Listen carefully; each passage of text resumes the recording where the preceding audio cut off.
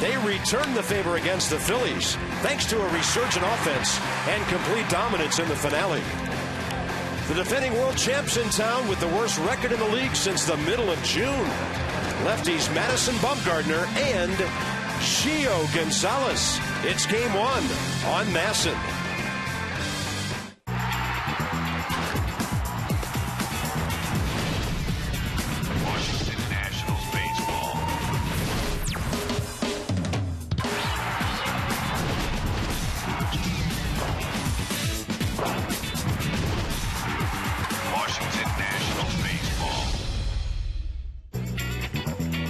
Well, only once all year do the world champions come to town. The Giants are here, having a tough 2013.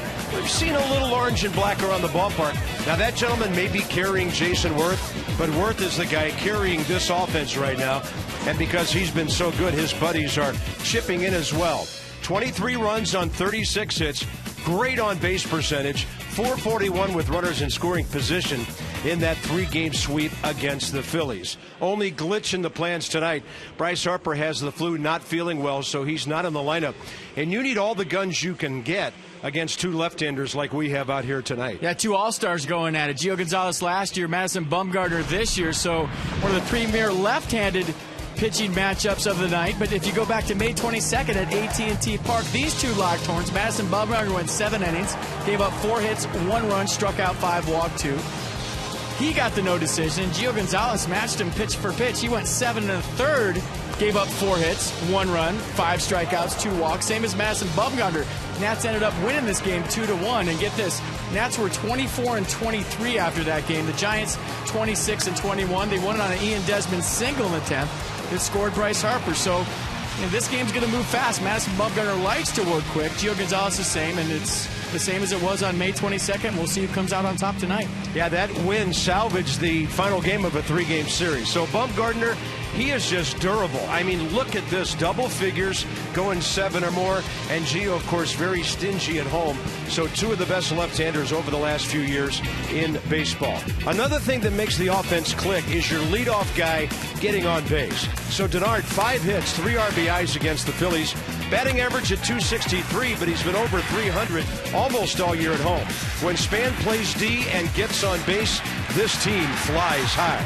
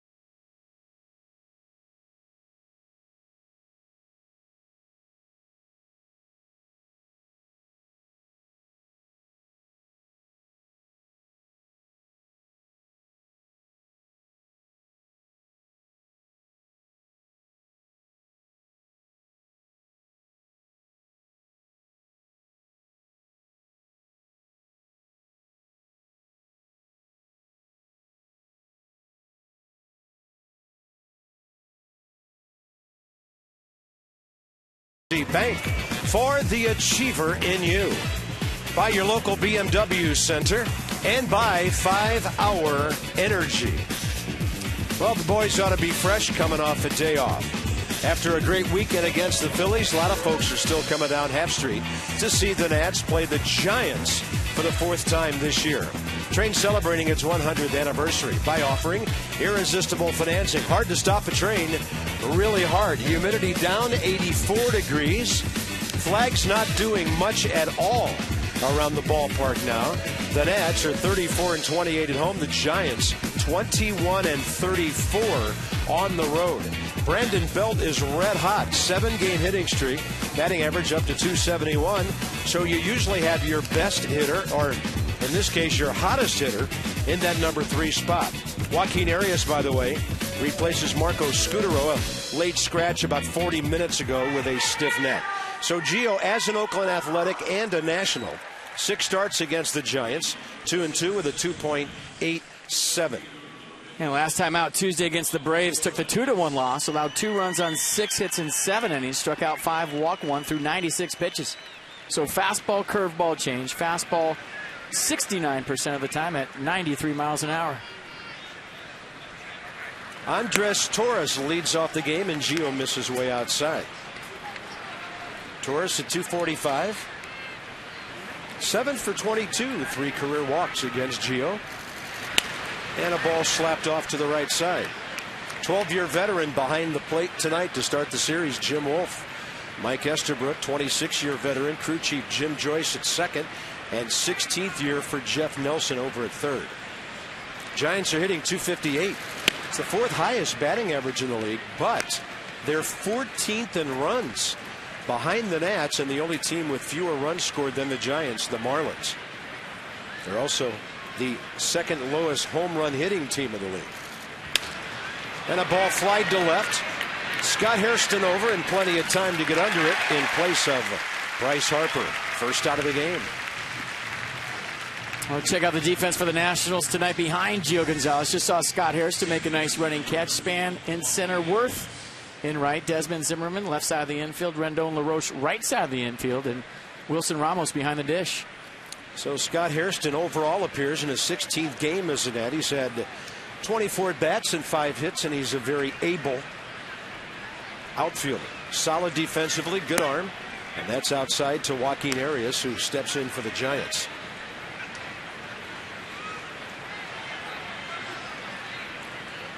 '28-year-old infielder from Santo Domingo, and he slaps one to right, and San Francisco has its first base hit. He's going to make the big turn. Worth a bit of a hard time getting the handle on a ball that just kind of got down the line, died over against that barrier. Runner at second base, 1 out. So Marco Scutaro, a late scratch for the Giants. Always happens, doesn't it? Joaquin Arias inserted in the lineup late, walks up there and slaps a double down the right field line. Arias, a good defensive player, can swing the bat a little bit more, and when you talk about the exchange, maybe a little more pop with Arias at second base than Marco Scutaro. There's Brandon Belt, who's hit 13 home runs.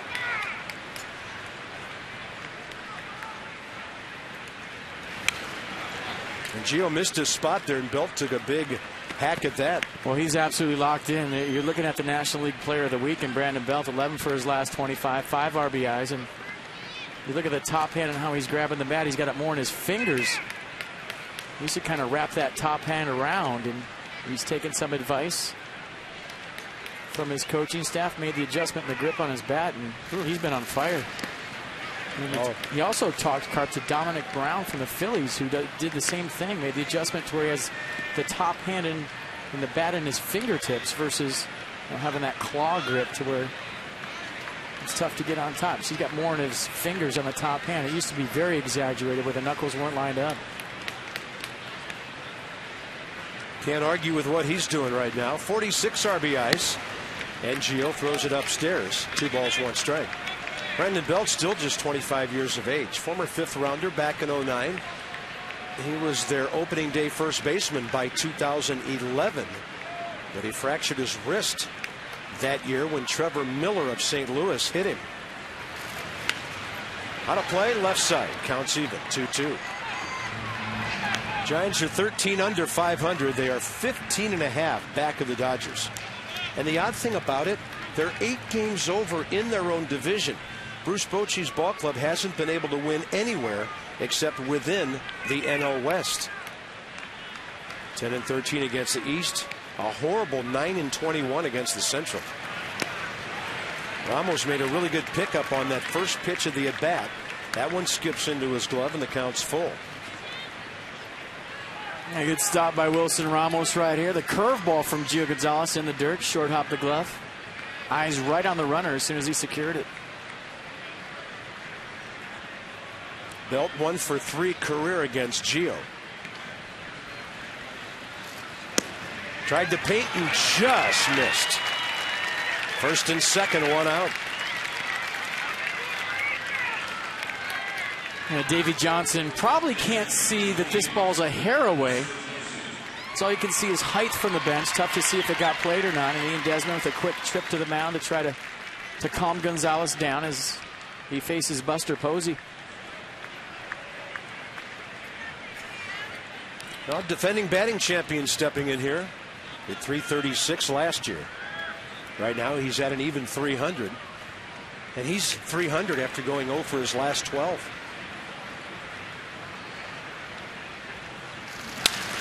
Right side. LaRoche way off the line. Gio Layton getting to first. And Desmond almost had Arias picked off around third. Ryan Zimmerman had to go down and grab that throw. I think if Gio Gonzalez gets there, it's a double play. Buster Posey doesn't run that well. The ball was hit hard enough to LaRoche to where with Desmond's arm, they had a chance to finish this double play. Gonzalez wasn't there.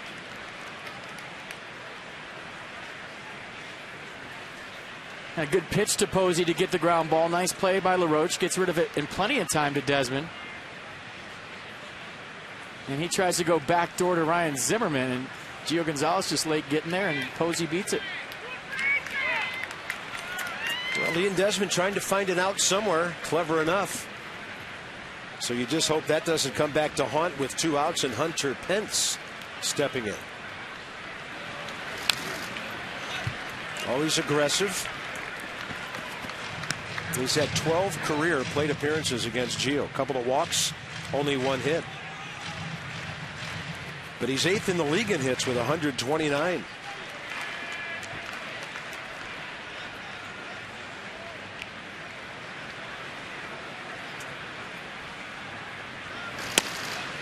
Great tailing 93. Right on the edge. You can tell by the way Hunter Pence took this. He's looking for the ball in. It was a fastball in the outer half. Shoulder left early.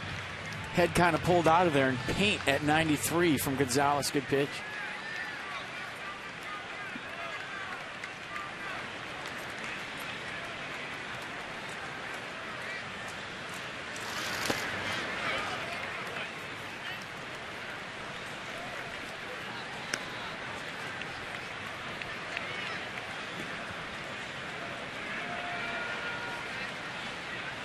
Pence on a 4-game hitting streak, 7 for 15.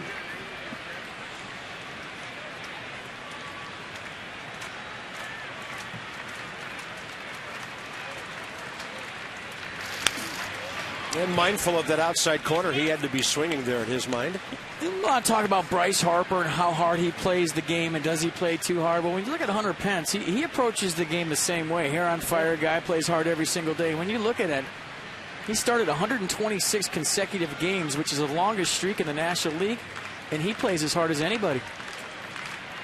I always felt that the guys that played the hardest were the ones that never got hurt. They weren't scared of getting hurt, and they never did. 1-2 chopper. The Nats need this to go foul, and it will.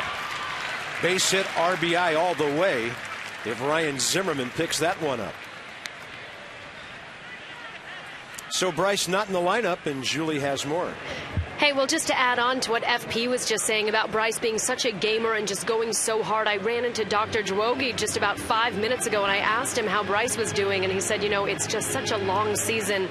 It takes its toll. He said he knows Bryce will be okay. He just has to take some fluids. He hasn't been able to keep much down, but he said just a couple of days he should be fine. But he said, you know, this is what happens. He said this is his first full season, last year being called up in April. He said at this point, he said, it's getting to be about that time.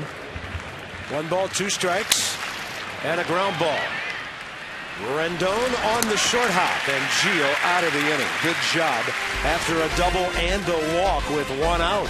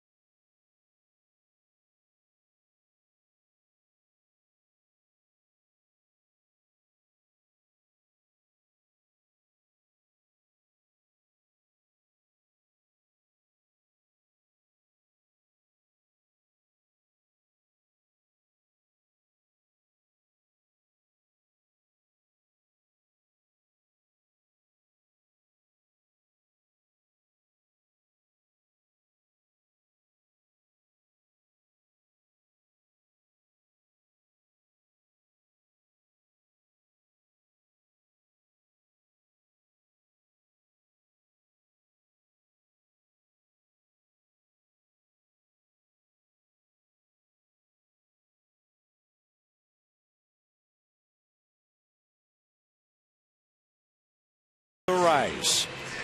Great series against the Phillies. Starting lineup brought to you by Mazda. We believe if it's not worth driving, it's not worth building. So against the Giants, and of course you recall, FP told you in the open he got the game-winning hit in that game at AT&T Park. He's just wearing out San Francisco pitching. 392, driving in 8, scoring 8 times. And for Ian, probably one of the few guys in baseball who wishes he could face the Giants pitching staff more. Most guys would like to face them less.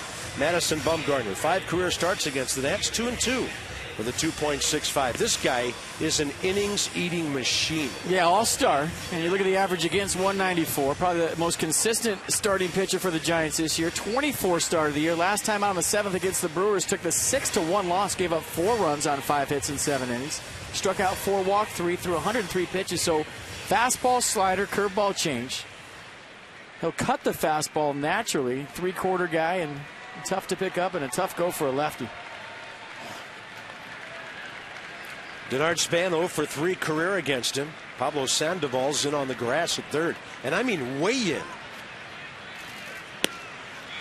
Fastball misses away. And I'm sure some of you folks remember this from watching the Nats against Bumgarner in San Francisco back in May. When you watch him, he looks like he doesn't even break a sweat. And 90 plus is on you in a hurry. He just looks like he's throwing batting practice out there. So free and easy. Arias takes care of that. Span retired to start the game for the Nats. So the defense for the Giants behind Madison Bumgarner. Francoeur, Torres, Pence, your outfield. Crawford, Sandoval, left side. Arias, Belt, your right side. And Buster Posey behind the dish. Yeah, old Jeff Francoeur. He told us during batting practice, I haven't been in this ballpark in 3 years. Used to see him all the time with the Braves, then the Mets, and on to Texas, Kansas City, and now the Giants. One of the nicest guys in baseball, period. One of the best arms in the outfield in baseball over the last 7 years. Anthony Rendon facing Bumgarner, first time. Anthony sits safely 8 of his last 9 games with 9 hits in 30 at-bats. How about that swing into the right field corner? That'll get deep. Hunter Pence going to have to dig it out. Rendon looks at his coach. And Fred Jewett says, stop at 2 with 1 out. A 16th double of the year for Rendon, and there goes a no-hitter. Second hit of the game, and that's the approach you have to have against the Madison Bumgarner cutter on the inner half. If you try to pull that as a right-handed hitter, and you think about pulling it, you're at his mercy, because then he'll throw the slider away. He'll throw the changeup on the outer half. So great piece of hitting by Rendon for the Nats' first hit. Ryan Zimmerman steps in, and against Bumgarner career, 3 for 13, but a home run, 3 RBIs. Ryan was 3 for 12 with 3 walks against the Phils.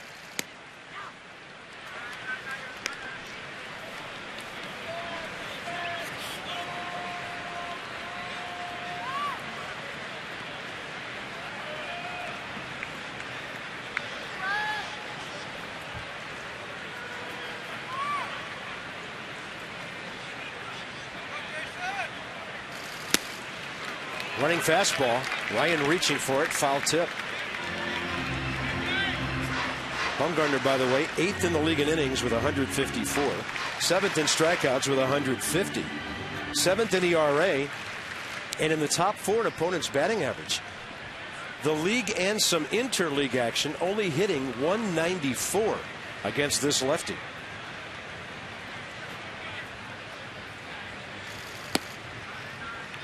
Goes with a fastball, misses low, 1-2. Career record, 47 and 37. And his 108th career start.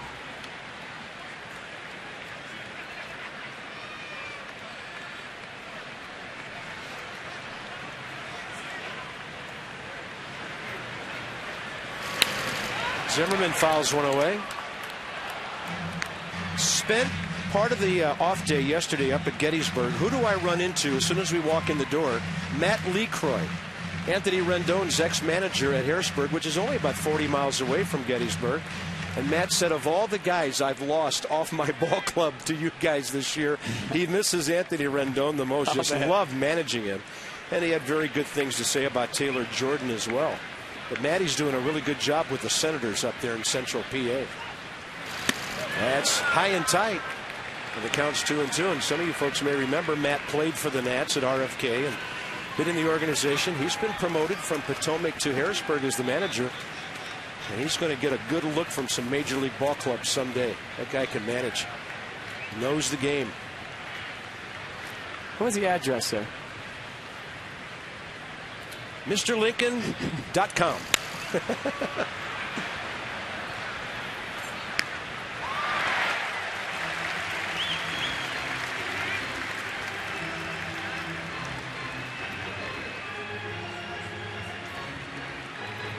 Ryan hanging tough here.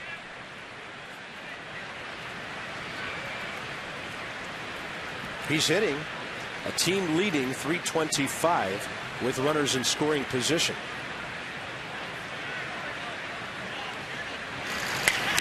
Wow. Late swing, and that one slammed right off the rail at the home plate end of the Nats dugout, real close to Davey Johnson and Randy Knorr. And Julie Alexandria. Steve McCaddy wasn't worried. He had Adam LaRoche protecting him. Put a helmet on, Julie.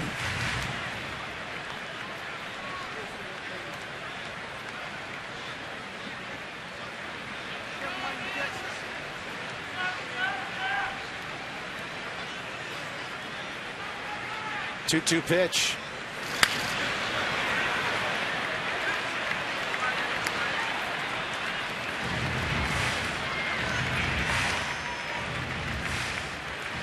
And 9th pitch of the at-bat coming. And Jason Worth is a third of the way from the on-deck circle to home plate. He's getting a good long look at everything going on here. That's where he always stands. It's his spot. If he was in the on-deck circle, he'd be out of the game right now, like Carlos Gonzalez was in Colorado. Foul ball would have hit him. Might have. You're right. Zimmerman got jammed on that one. Pablo Sandoval for the second out. Well, Bryce Harper missing today's game with flu-like symptoms. Talked to him in the dugout before. He said I'm just not feeling good. Was out here for batting practice, though, at 5 p.m. So maybe feeling a little bit better than he was when he first got to the ballpark and Davey Johnson made out the lineup.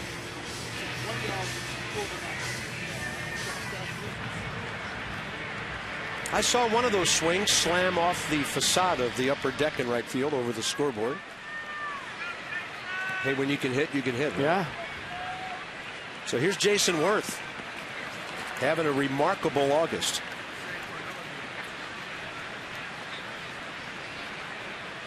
Didn't he get 4 in Miami with flu-like symptoms? we were Michael Jordan references. Yeah. Worth 3 for 4 Sunday, 7 for 12 against the Phillies with 4 RBIs.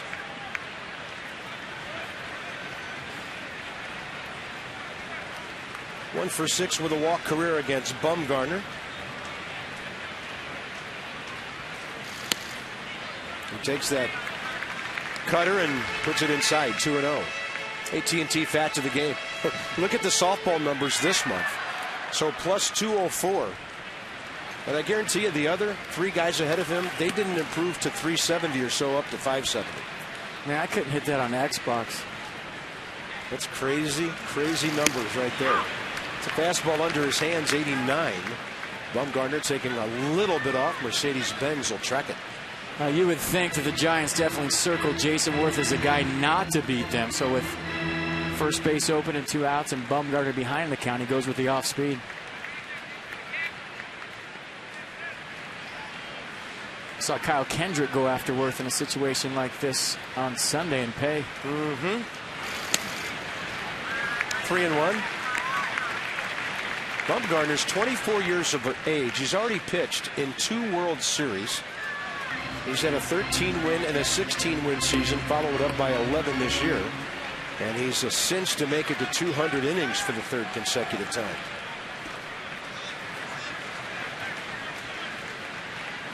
Not too many guys mastered their craft at an early age like this young man.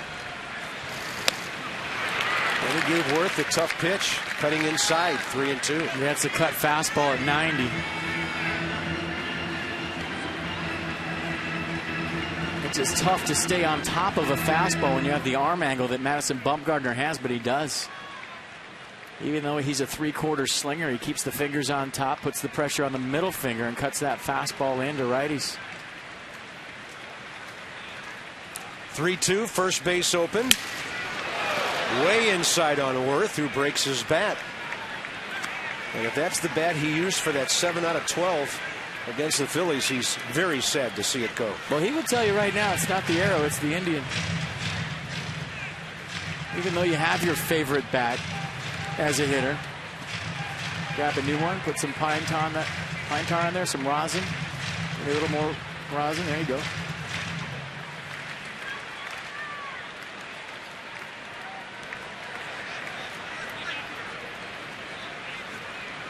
More durable now and certainly more productive than those first 2 years. Just seeing him at his very best right now. Maybe ever.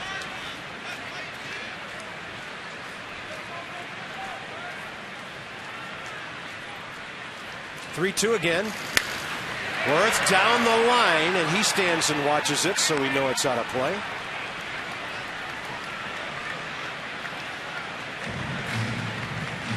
I have to correct you on something you said in the open. You said this was the Giants' only trip to D.C. this year. To play baseball.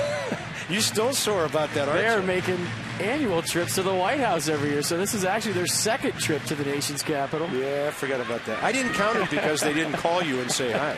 Thank you. I know you were a little chapped about it. Appreciate that. Worth, and he didn't get it. The ball looked good off the bat, and then it falls into regular depth left field to Jeff Francoeur. No score. Long first inning.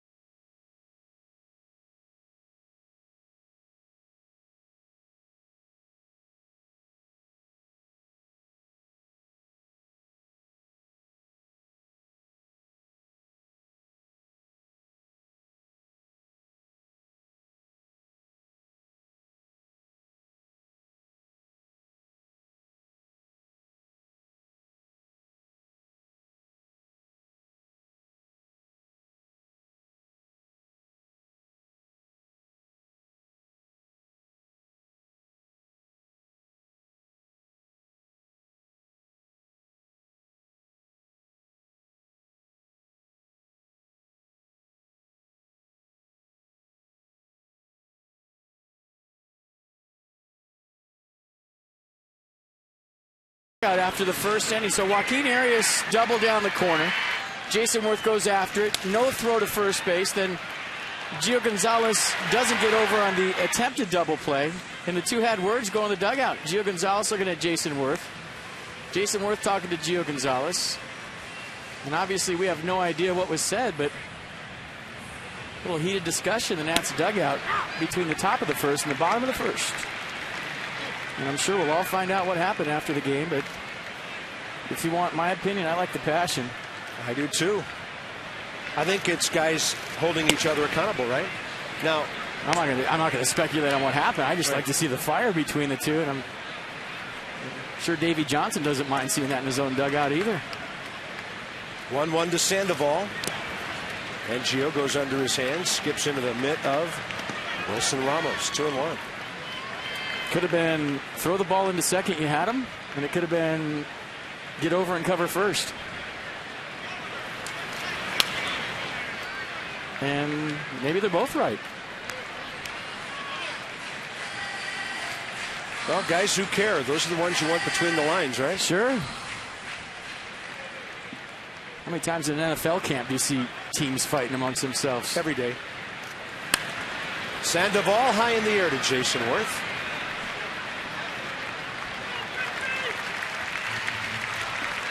And next comes Jeff Francoeur.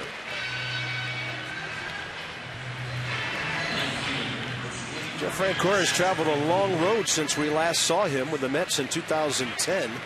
Finished that season, last 15 games with Texas. Signed with Kansas City. Hit .285 with 20 homers, 87 RBIs there 2 years ago. Looked like he might just finish his career there. But then he fell off to .235 last year, .208 this year. And on July 5th, they designated him for assignment. 4 days later, the Giants signed him to a minor league contract and then called him up from Fresno, middle of the month. 0 for his last 7, hitting .204 for the Giants with 11 hits in 18 games. Bruce Bochy's squad having trouble scoring runs. They've been making a lot of errors of late. Errors in the 7th, 8th, and 9th that kind of kill you.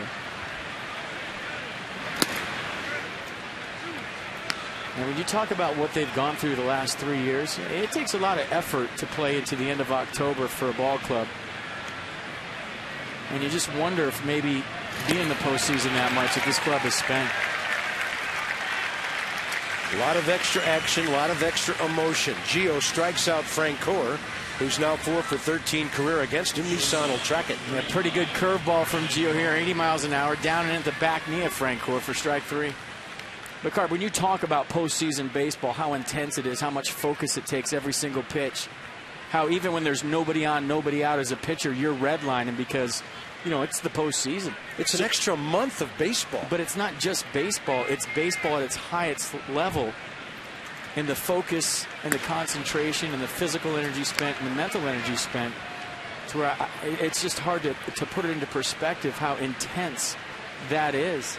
So you add 6 months plus a month of the most intense brand of ball you've ever played. That's going to take a toll on a ball club. Take a toll on the Phillies all those years, took a toll on the Braves all those years, and I think now starting to take a toll on the Giants. And Jason Worth knows all about that. Well, the Giants won it all in 2010. Then they won 86 games, but finished 8 games behind Arizona the following year. And last year they win the whole thing. And this year, quite frankly, they're having a nightmare. 52 wins as we approach the middle of August. And Bruce Bochy did not forget how to manage. It's just one of those unexplainable things in this game the year after. And nobody's feeling sorry for him, especially not us. Just look down at your 2 rings, Boch. You'll be all right. I'm sure he hears that from a lot of folks, but he wants to win and shouldn't be in that dugout if you don't. It's a great baseball man right there. 3-1 to Brandon Crawford. And Gio, he's got some throw it by him stuff going tonight.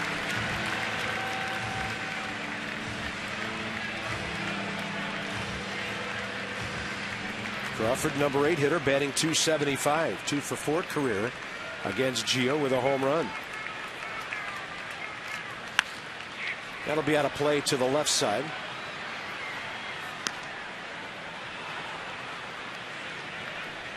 And Gio would love to face Madison Bumgarner leading off the third if he can get the number 8 hitter here.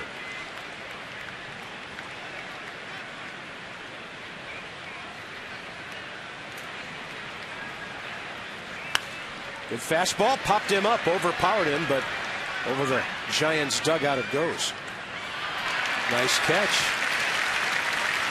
Thursday, Giants will wrap up this series 4:05. First 15,000 fans 21 and over receive a Nationals cap presented by Miller Lite. You can only get that at the center field gate. Some restrictions apply, and that's while supplies last. Nationals.com to check it out. Gio gets the fly ball. He's going to get the out he was looking for to let the pitcher lead off next time around. And a nice 1-2-3 second for him. Ian Desmond straight ahead.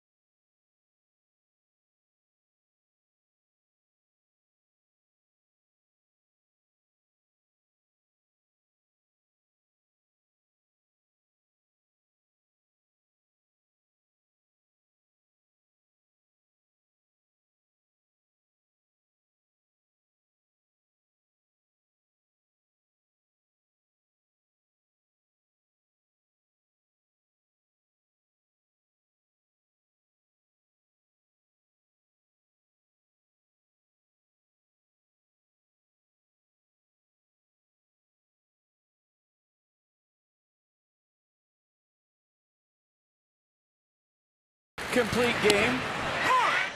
Obviously, first career shutout. I'll tell you what, you were wondering early on with whatever he had going on with his lower half, he was going to stay in the game. Well, he did. He stayed in the whole game and got the job done. Smelled the finish line, got Kevin Franzen to line out to Ryan Zimmerman to end it. And congratulations to Steven Strasburg, your first career complete game. 2 hits after the 4th inning. He retired 23 of the last 25 Phillies. And he stayed under 100 pitches to do it. 99 pitches, almost perfect symmetry. 2/3 of them, 66, in the strike zone. Now that's how you enjoy a day off. Check out that ERA at home. 1.58, third in the National League. And yeah, probably enjoyed his day off yesterday just a little bit. Overall ERA dropped to 2.83, 8th in the league. And here's Ian Desmond leading off the bottom of the second. He's career 3 for 10 with a couple of RBIs against Bumgarner. Walked against him in 4 plate appearances in that game in San Fran. He was facing Jeremy Affeldt in the 10th inning when he got that game-winning base hit.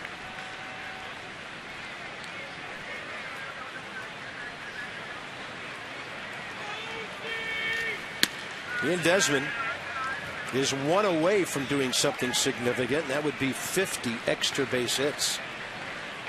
And look at those career numbers against the Giants. 6 for his last 11. Pretty good hack. Phillies, by the way, took care of the Braves last night in Atlanta. They're facing Chris Medlin tonight. No scores, 2nd inning. Adam LaRoche is next, and then Wilson Ramos here in the bottom of the 2nd. Target in. Bumgarner buried that thing. 89 under Ian's hands. His first strikeout. 2nd inning presented by Luna. Call for the Luna double tonight. Get your second room of flooring free at 877-241-LUNA. Some rain this morning. sun in and out throughout the day. It's been pretty comfortable, mid-80s or so in the D.C. area. Here's Adam LaRoche. A little cooler than when the Giants were here last year. I think it was 114 with 110% humidity. Yeah, the Giants wilted a bit in the former swamp they call D.C. In fact, 1 year ago today, the Nats 6, 7, 8 hitters, Espinosa, Bernardina, and Kurt Suzuki had 11 hits and drove in 10 in a 14-2 win over the Giants. 21 hits for the team that night. That was at AT&T Park, where the weather was a little cooler than it was when the Giants were here, but the Nats just put on an unbelievable display. You know, I often think of you when I'm jogging around the city of D.C. and I'm running up hills when you refer to it as a swamp, because the last time I checked, swamps don't have hills. I mean, there's hills everywhere in this town. You can blame Pierre L'Enfant for that. Pretty flat down by the water, which is where some of that land was reclaimed.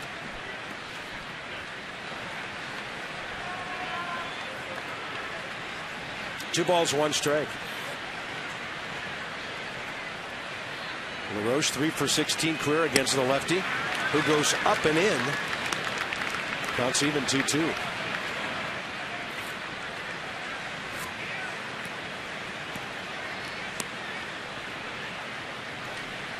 Big man waiting.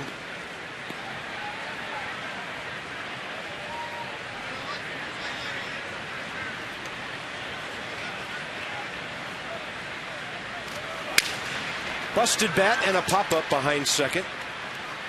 Joaquin Arias, 2 outs. 4 straight for Bumgarner since the Rendon opposite field double. Inside the numbers with STG Inc. Well, how's he using his fastball and slider compared to 1, 2, and 3 years ago? Well, I think, he's obviously, with experience, learned how to pitch more than when he first came up. He just reared back and throwing that fastball in the mid-90s past guys. And it's always been about deception with Bumgarner. He's a guy that crossfires, kind of steps to the first base line, throws across his body, and the big frame and the deception in his delivery is what makes him so good. See how he kind of turns his back to the hitter, hides the baseball, and kind of almost slings it from the first base dugout.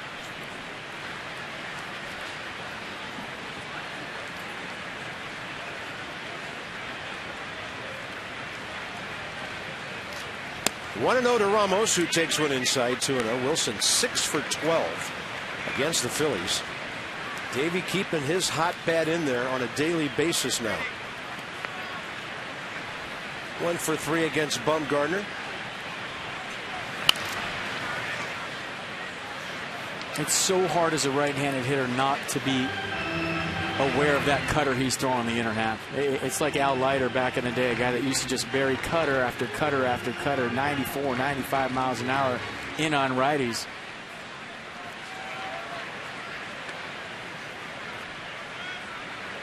You just got to look for something out over the plate and try to fight to get the barrel to the baseball and not think pull. Once he gets you thinking pull, he's got you.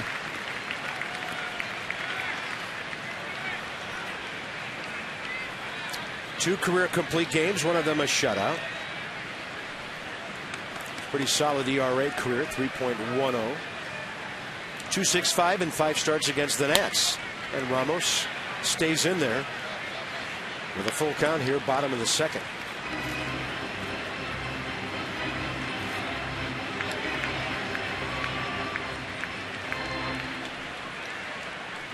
So Scott Hairston getting a start. He's 3 for his last 6. Ramos, late reaction to 89. It was buy-in.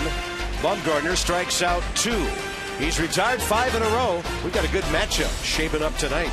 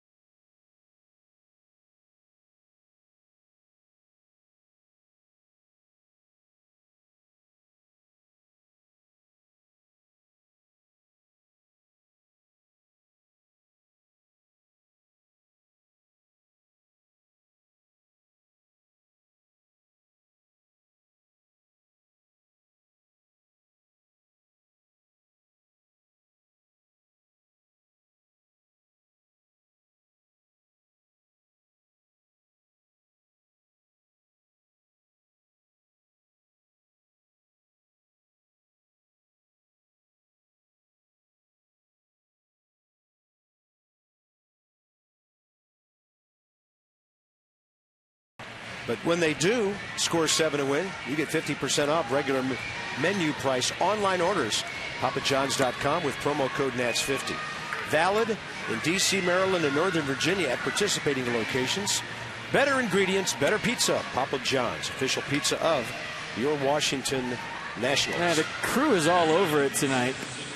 And catching Gio and Jason Worth in the dugout now, finding Gio after a couple of back-to-back pitches, going for his back. Watch him stretch out right here after this offering, kind of bending over, feeling his lower back.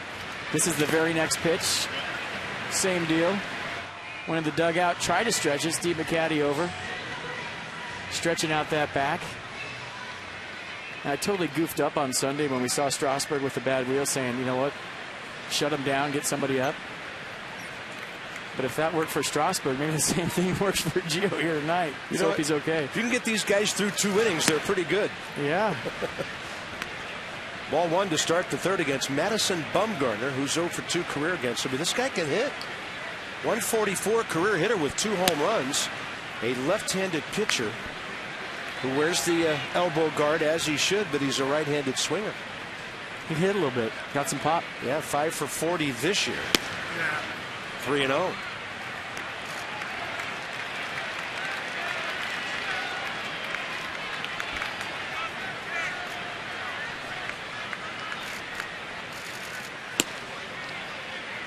Missed it. A 4-pitch walk to the pitcher. Second walk tonight. First time through the order. The Giants go 1 for 7 with 2 walks. Steve McCaddy irritated by that, but probably more concerned about how Gio's back's feeling. You don't want anything, and you mentioned this on Sunday, you don't want anything going on in another part of your body to affect the natural mechanics and arm movement that you have. You change anything of that, that can be devastating. Top of the order, Andres Torres, who flied to left first time up.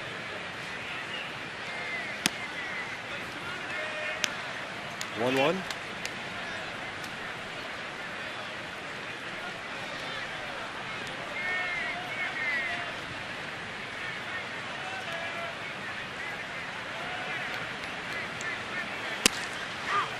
It's right in there with 92.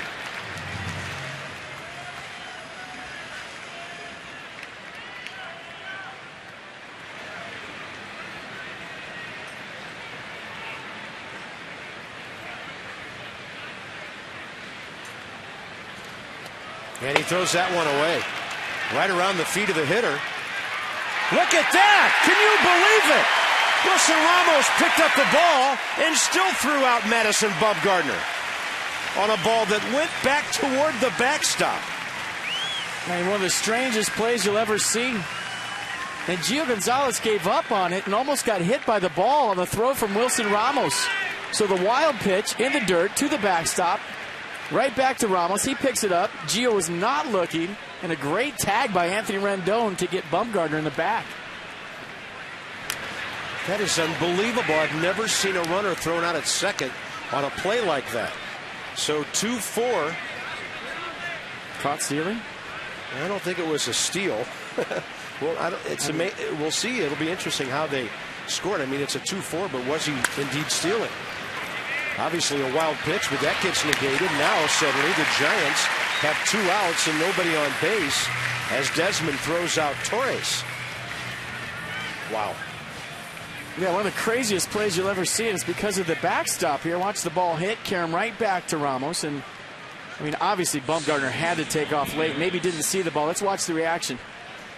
Well, whoops. I think he might have slowed down a bit, but it didn't look like he took off late. And Ramos put that throw right into Desmond's glove on his back. Ball slapped up the middle. That becomes a big play. Might have cost the Giants a run. On a base hit by Arias, who subs for Scudero at the last minute. Now he's 2 for 2. Check out one more angle of the steal, of the caught stealing. And I think anytime you get thrown out, even if you're reading a ball in the dirt on a wild pitch, it goes down as a caught stealing. But look at Ramos just winging it at the last second from way back there. Showing some tremendous arm strength, and Madison Bumgarner not showing tremendous wheels.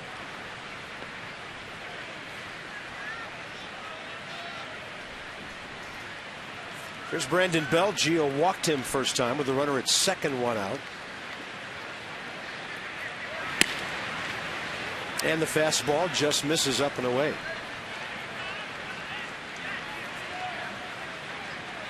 This could be interesting to watch Gio hit up second and the third, if he swings the bat or not.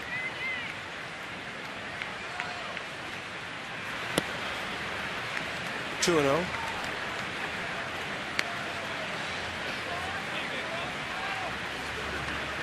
"19 pitches first inning, 18 in the second, and now he's at 50.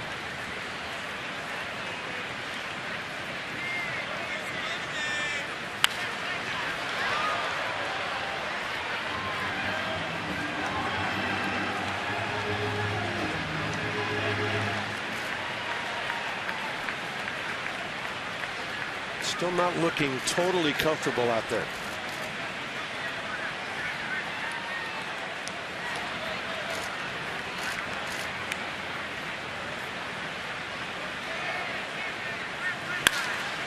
Pretty well hit to left. Scott Hairston right there. So Gio battles back. Pitches around a walk and a base hit. He'll bat after Hairston in a moment.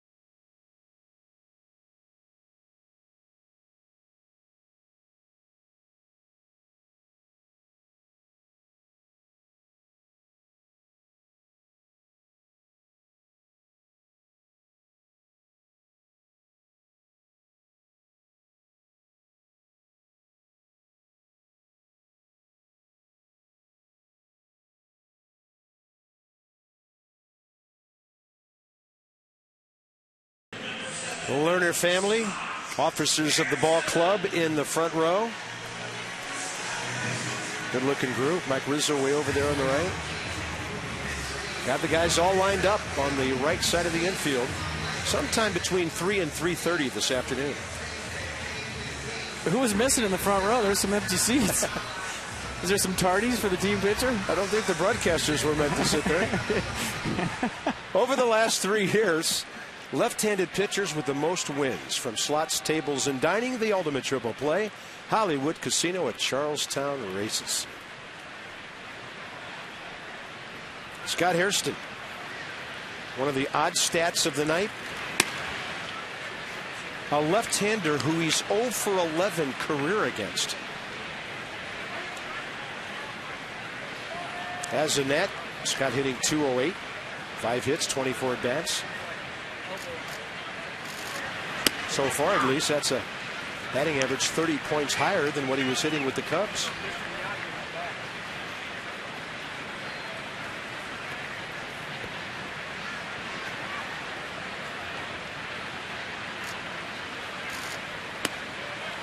Looks it all the way in there. Good take, 2-1. You'd love to see him get aboard so maybe Gio could just square around and bunt a ball and not have to take any swings. Well, of all the Nats hitters, and Scott Hairston's swing is so short, he can get the barrel of that cutter. There's not a whole lot to his swing. I mean, he sets up and he puts his hands right around where his back ear is, and he just fires his hands directly in the strike zone. There you go. Might have broken his bat. He's going to hustle to first and really round the bag. And a good-looking swing by Scott Hairston. As if on cue from a guy next to me who's watched him for a number of years. So FP, good situation here. Gio doesn't have to swing the bat. Yeah, he can lay down the bunt now, and you see the short swing, right? There's the cutter, and there's Scott Hairston just firing the hand straight down to the baseball. Doesn't get the barrel to it, but gets enough lumber on it and is strong enough to throw it into left field. So bat dies a hero for Hairston. Leadoff man aboard here in the third. $89.99, by the way, gets you the Verizon Files triple play. 2-year agreement. And Gio's going to bunt it down. Bumgarner gets the guy at second, and then Gio beats it out. And that's not what you wanted to happen on that play. 1-6 on a bunt fielder's choice. Check out Gio run to first base. If you remember the last time out against the Braves, Gio hustling nice down there to beat it out. His failed to bunt attempt might have cost him. And right there, another effort right back to Bumgarner. Doesn't get the job done. Good hustle down the line, though, to keep out of the double play. Top of the order, Denard Span.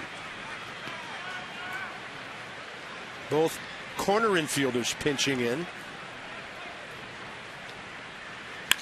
And Span's going to slap it right by Pablo Sandoval. So each ball club has done something with their pitcher offensively that might have cost him a run. A nice piece of hitting here by Span. Look at Pablo Sandoval is playing 2 steps on the grass. The threat of the bunt enables Denard Span to slap the ball by Sandoval.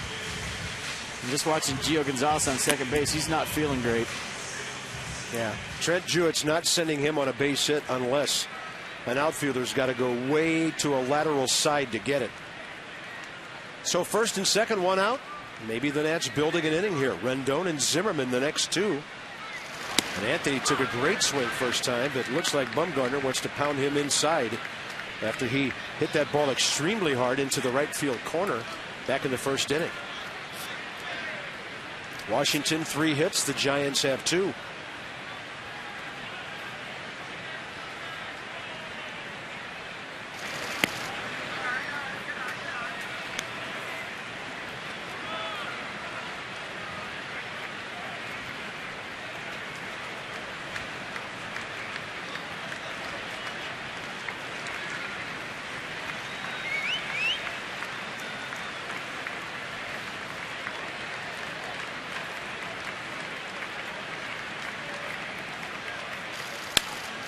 Tried to do it again. A little inside-out effort by Rendon. 1 ball, 2 strikes. I figured out late in my career against the cutter, you know what you do? Logic says you back up off the plate, right, to give yourself more room on a fastball that's coming to you, especially late like the one that Bumgarner's featuring. Joe Carrigan, my pitching coach in Montreal, said, FP, get on top of the plate. It takes away the window of the cutter, and somebody that throws it from the left side won't feel as comfortable, like they have enough room to get it in on you. So you stand right on top of the plate, and now they don't feel comfortable throwing that cutter on the inner half because you've kind of taken it away just by where your body is.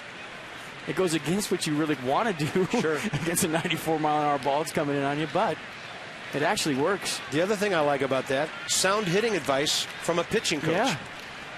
Who knows what it takes to face a hitter with a certain pitch. Rendon's going to be called out. Baumgartner went inside on him and then buzzed him on the outside corner. Strikeout number 3. Mercedes-Benz will track it. So everything in the sequence, and look where this pitch is. He backdoored the cutter or slider at 89. Caught the outer half for strike 3. Caught Rendon looking in. Up to Ryan Zimmerman, the national standard bearer with runners in scoring position. He grounded out with Rendon at second in the first. So hitting in the low 320s in situations like this.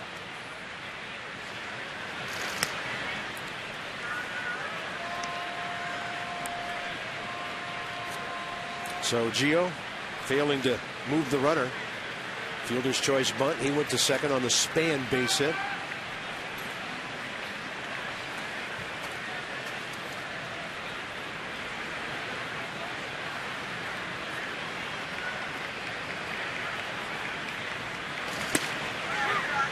Man, he gets that for a called strike. That's tough on some hitters.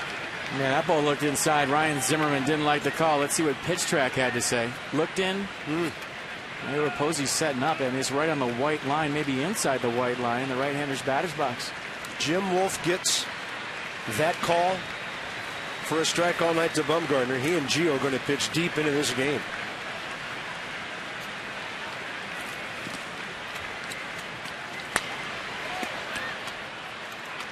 So now Ryan got to beware of the outside corner on a pitch like that. And now he's going to have to find a way to protect inside as well. Interesting, that 2 out runners in scoring position number right there with his overall RISP number.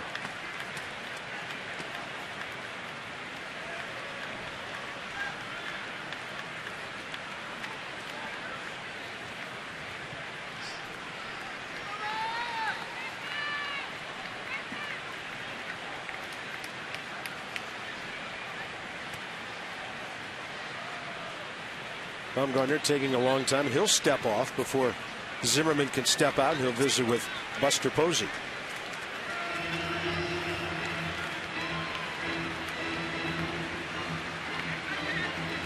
Dave Righetti. See that thing on his right shoulder, World Series champions? That'll get you everybody's best bolt every single night. He won 82 big league games, but he saved 252 others. Pitched in a couple of all-star games.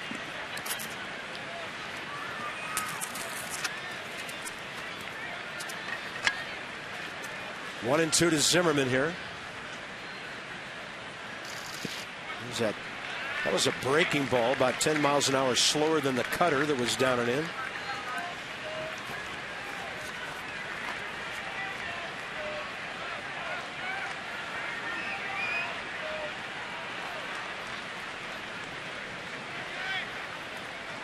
Perennial all-star, MVP type guy, batting champion Buster Posey handling the left-hander here.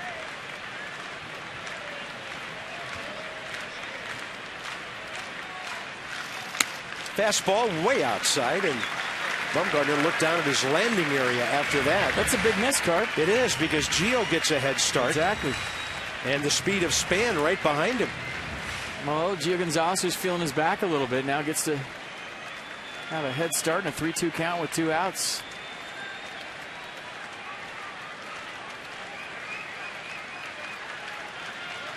Gets a big lead, nobody anywhere near him. There they go. Zimmerman takes it, and the bases are loaded for Jason Worth. Another walk for the Nats. 319 on the year, almost $16,000. Care First Blue Cross Blue Shield. $50 to the Boys and Girls Clubs at Greater DC every time the Nats draw a walk. Well, this is the proverbial right man in the right spot.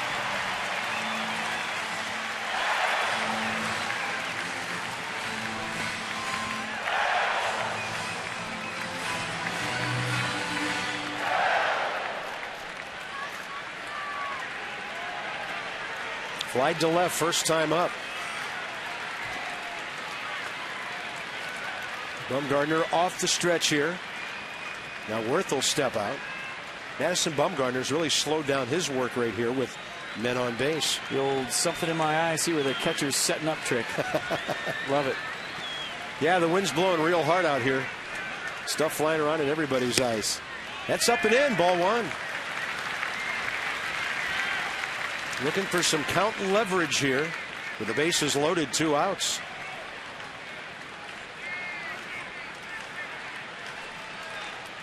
.50-50 proposition on those 18 pitches this inning. He threw 21 in the first, 16 in the second. Cuts it right in there to Worth, and the count's even.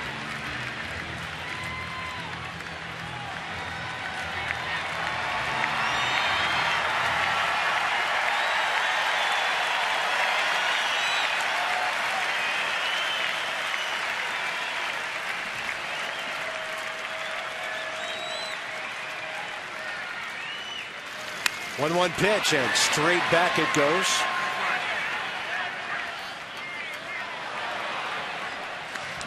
Third base, Gio. Second base, Denard Span. And first base, Ryan Zimmerman.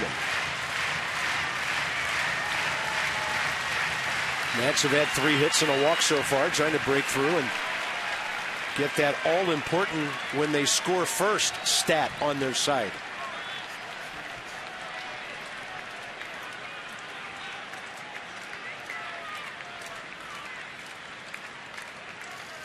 Worth on a pitch away, strikes out. Bumgarner, 2 Ks in the inning, 4 in the game. He had to battle long and hard there. Now scoreless on to the middle innings.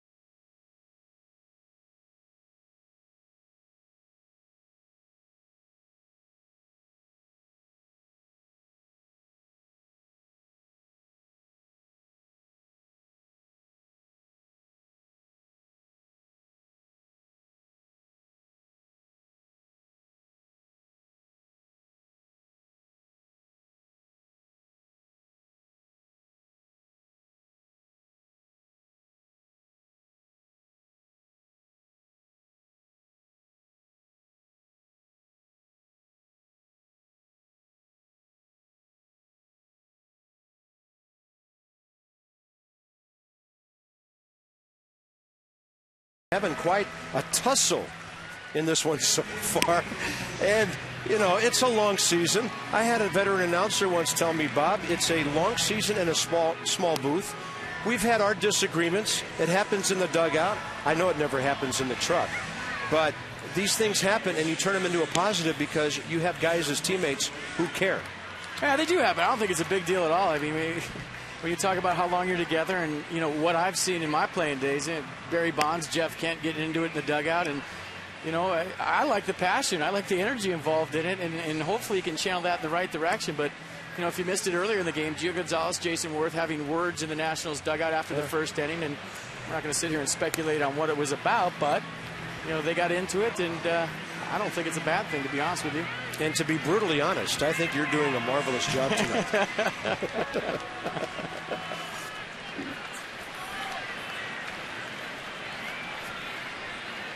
You put a family together for 6 months, you're going to have a few tussles. And in today's world, guess what? You ain't getting away with it. There's cameras everywhere. Yeah. Posey, Pence, Sandoval, top of the 4th. Gio's 53rd pitch. It's a good one.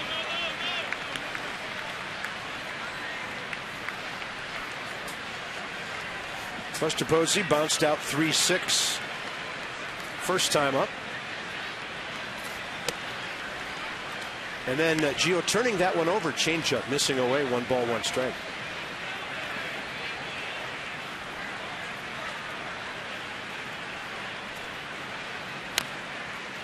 Little chopper. And by the way, those of you who, I know some of you out there, score the games while you're watching, whether you're at the ballpark or at home. That play earlier tonight, it's just a runner out advancing on a ball that got away. So Wilson Ramos does not get credit for a caught stealing, but we won't forget that throw. That was really something. But statistically not a caught stealing because the runner wasn't stealing on the pitch. So I have a question for you. If you're the other night when Lombardozzi led off the inning with a walk pinch hitting, was his second at-bat a pinch hit as well in that same inning? I believe not, because he was the 9th man in the game at that point, and so you can't pinch hit for yourself. Although I would have liked to a lot of times. Yeah. No, that was interesting, and that thought had crossed my mind. led off the inning with a walk and then later made an out, that he was not pinch hitting the second time, because technically when he pinch hit to lead off the inning, the pitcher was out of the game and he was the 9th man. That'll be a one-hopper to Jason Worth, and Buster Posey breaks an 0 for 13 with that opposite field single. You can grab Nationals single game tickets starting at just $10. They still will be taking on the Marlins, the Mets, the Phillies, and the Braves in August and September. Right here, go to nationals.com/tickets. 3-3 homestand with this and 2 more remaining, so the Nats could make it a good homestand before heading on to Atlanta, Chicago, and Kansas City. Hunter Pence, always a free swinger, always aggressive, unable to reach that first one away. He grounded out to Rendon first time up.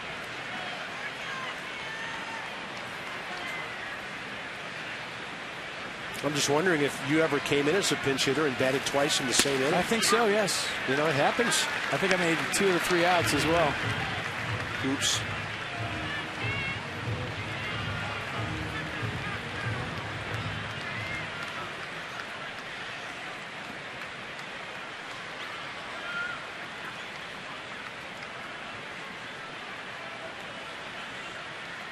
Breaking ball.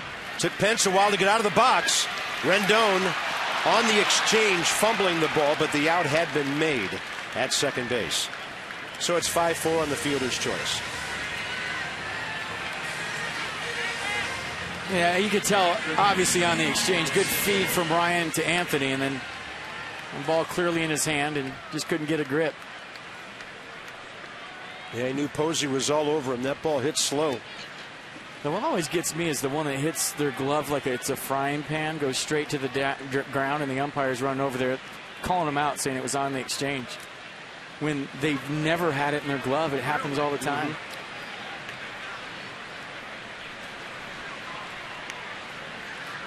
I've heard of infielders during batting practice practicing double play relays, not catching the ball, just letting it hit up against the ball and kind of holding there. Right. Not sure you would ever attempt that in the game. Well, Omar Vizquel used to do it. That ball's popped up. Anthony Rendon back and under it for the second out. That's a big out for Gio against a guy like Pablo Sandoval very quickly for the second out. For the Achiever and you, PNC Bank with our minor league report. Auburn Double Days, Austin Voth, a right-handed pitcher. He's out of the University of Washington, Pac-12, a 5th rounder just this year. So look at the ERA. His career is off to a good start. A couple of starts with the Coast League Nats, and he didn't give up much of anything down there either. He's ready. Call him up. A name to keep your eye on. Same school as Tim Lincecum. He's ready. Yeah, he's a Husky. Lincecum tomorrow night against Jordan Zimmerman in a marquee matchup. The hitter's Jeff Francoeur. Gio got him on a breaking ball in the dirt first time.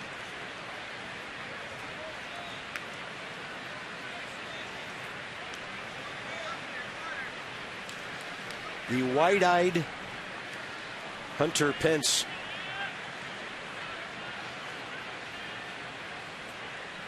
kind of doing a little jitterbug off the bag there to extend his lead, but he stayed. And it's ball 1 to Francoeur, who's 0 for his last 8.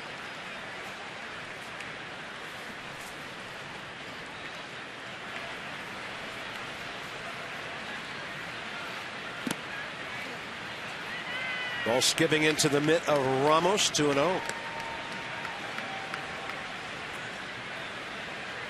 Francoeur is dangerous when you fall behind him.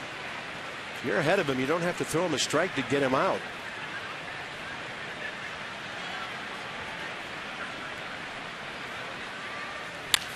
And he'll chop it right over the mound. Rendon can't get it. Desmond does. And then nothing they could do. Base hit. Desmond still has a ball in his glove. That was a go hidden ball trick right there on Hunter Pence. You see that in Los Angeles the other day? Yeah. And chopper up the middle. Anthony Rendon trying to backhand this and maybe flip it to Desmond or throw it back to first base. Obviously, Desmond behind him, so he couldn't do that. But he has arm enough to grab that ball and make the play. Desmond backing it up nicely. Didn't have a chance because Jeff Francoeur can run. Brandon Crawford again with 2 outs in the number 8 spot. Gio got him on a fly ball to center 2 innings ago. Gets a high strike call there.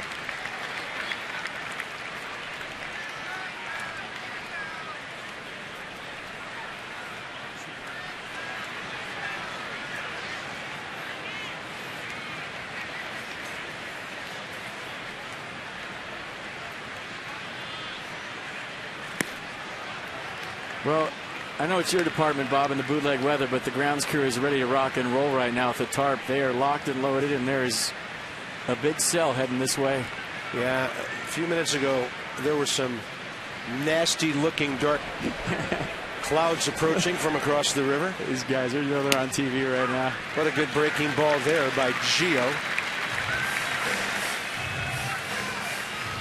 Best grounds crew of baseball, bar none.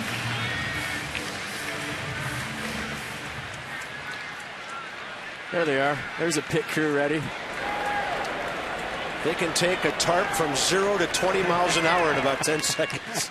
And a 1-2 pitch right down the middle. Crawford out with 2 men aboard. Gio is stranded 5. Desmond coming up. It would be a great time to take a lead, huh?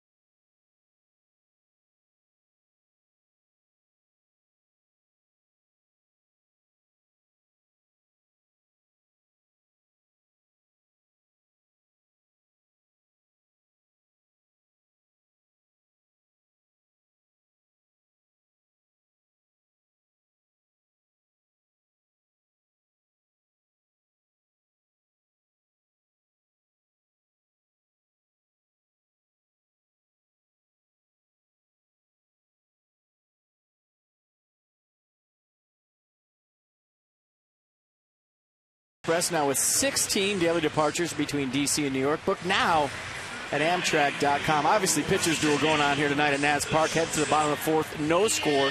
Madison Bumgarner, all-star lefty this year. Getting the job done so far, making big pitches with that backdoor cutter to Anthony Rendon after pounding him in, and then the big pitch to Jason Worth. You see the cutter up and away, strikes him out. Gio Gonzalez, lefty all-star last year. That's a Bumgarner pitch for pitch. Turning over that changeup right there, getting the ground ball. And a fastball on the black to Brandon Crawford. So both lefties here tonight as advertised. They've been good. So Desmond LaRoche Ramos, bottom of the 4th against Bumgarner. This would be a great time to take a lead in this game. Desmond struck out swinging first time up. Some controversy during the break whether you said lead. I did. Okay. It's a baseball term.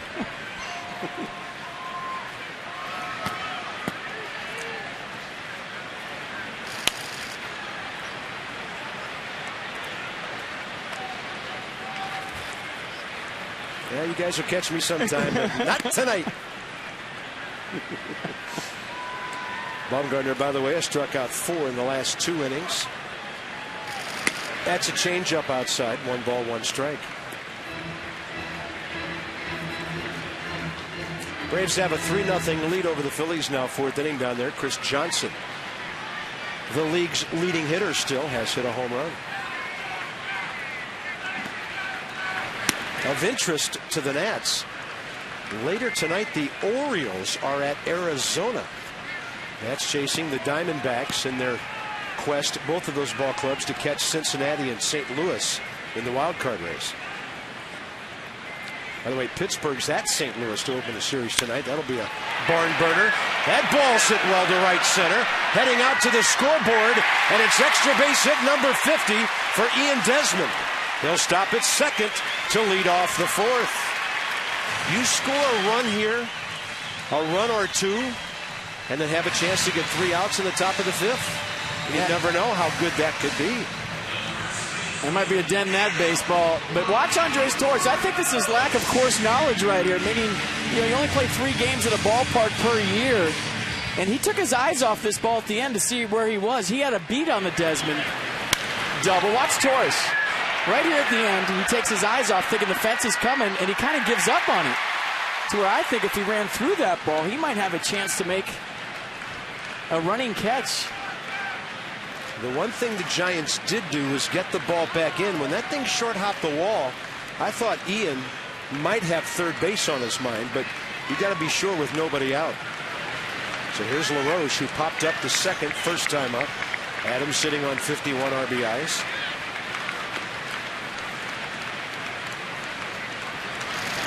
And he will get a base hit to right. One hop to Hunter Pence. First and third, nobody out. That's Adam LaRoche's 4th career hit against Bumgarner in 18 at-bats. And what a great time for it to bring in Ramos. Well, he's trying to play the game the right way and advance Ian Desmond with nobody out, and got the bonus for playing the game the right way. Got a slider down the middle, reached out, tried to hook it to advance a runner, and did. But he got himself a base hit in the process. Nice piece of hitting by Adam LaRoche.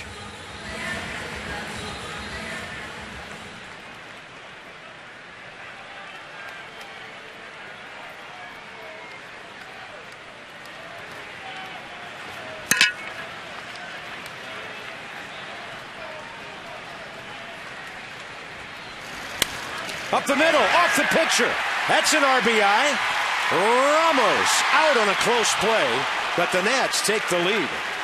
And it's a very productive out with LaRoche going to second. Boy, every time I see Wilson Ramos trying to stretch out an infield single, you're just sitting here crossing your fingers that that hammy is strong. That's the way he blew it out the first time. But a nice piece hitting right back up the middle off the shin of Madison Bumgarner, looked like. Good play by Sandoval and deflection to get the out, but the Nats get on the board, and a good at-bat by Ramos, keeping his hands inside the ball, hitting it hard back up the middle, and Buffalo smelling a knock. Doesn't get it, but gets himself an RBI and gets his ball club on the board. Nice piece of hitting. Now Scott Hairston has another runner in scoring position. With 1 out, we'll see how they pitch to him with first base open and the pitcher on deck.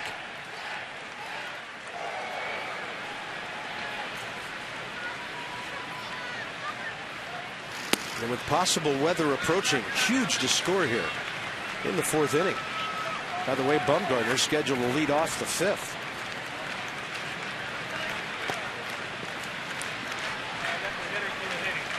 Scott Hairston is hunting one thing, and that's his first Nats RBI.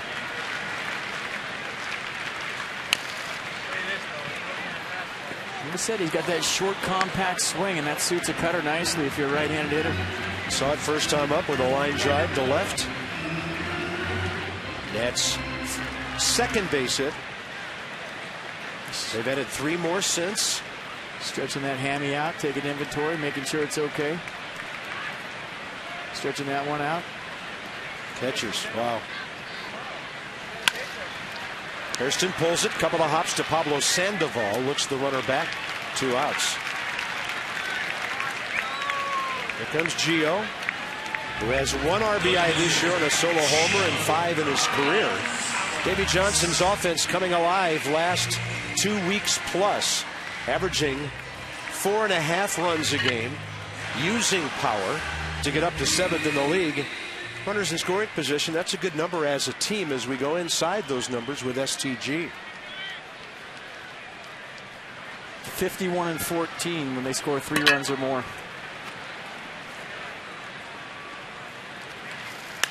Gio launches one in the air left field. Jeff Francoeur. Nats pick up a run. On a double by Desmond, LaRoche single, Ramos ground ball.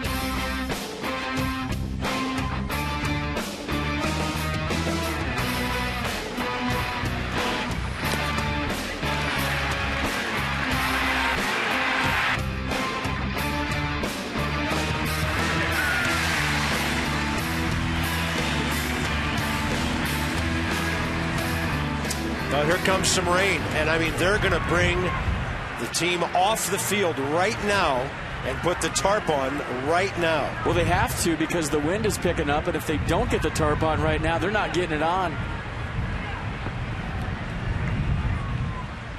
Yeah, because they know what's coming. FP looked at the radar a minute ago, and there was some yellow and some red with some oncoming weather here, and that's nothing to deal with lightly. So right now they want the fans to get back under the seating bowl, get under the upper decks, and get some cover here, because it's going to start coming down hard, and it is blowing almost sideways from the west to the east at Nationals Park right now.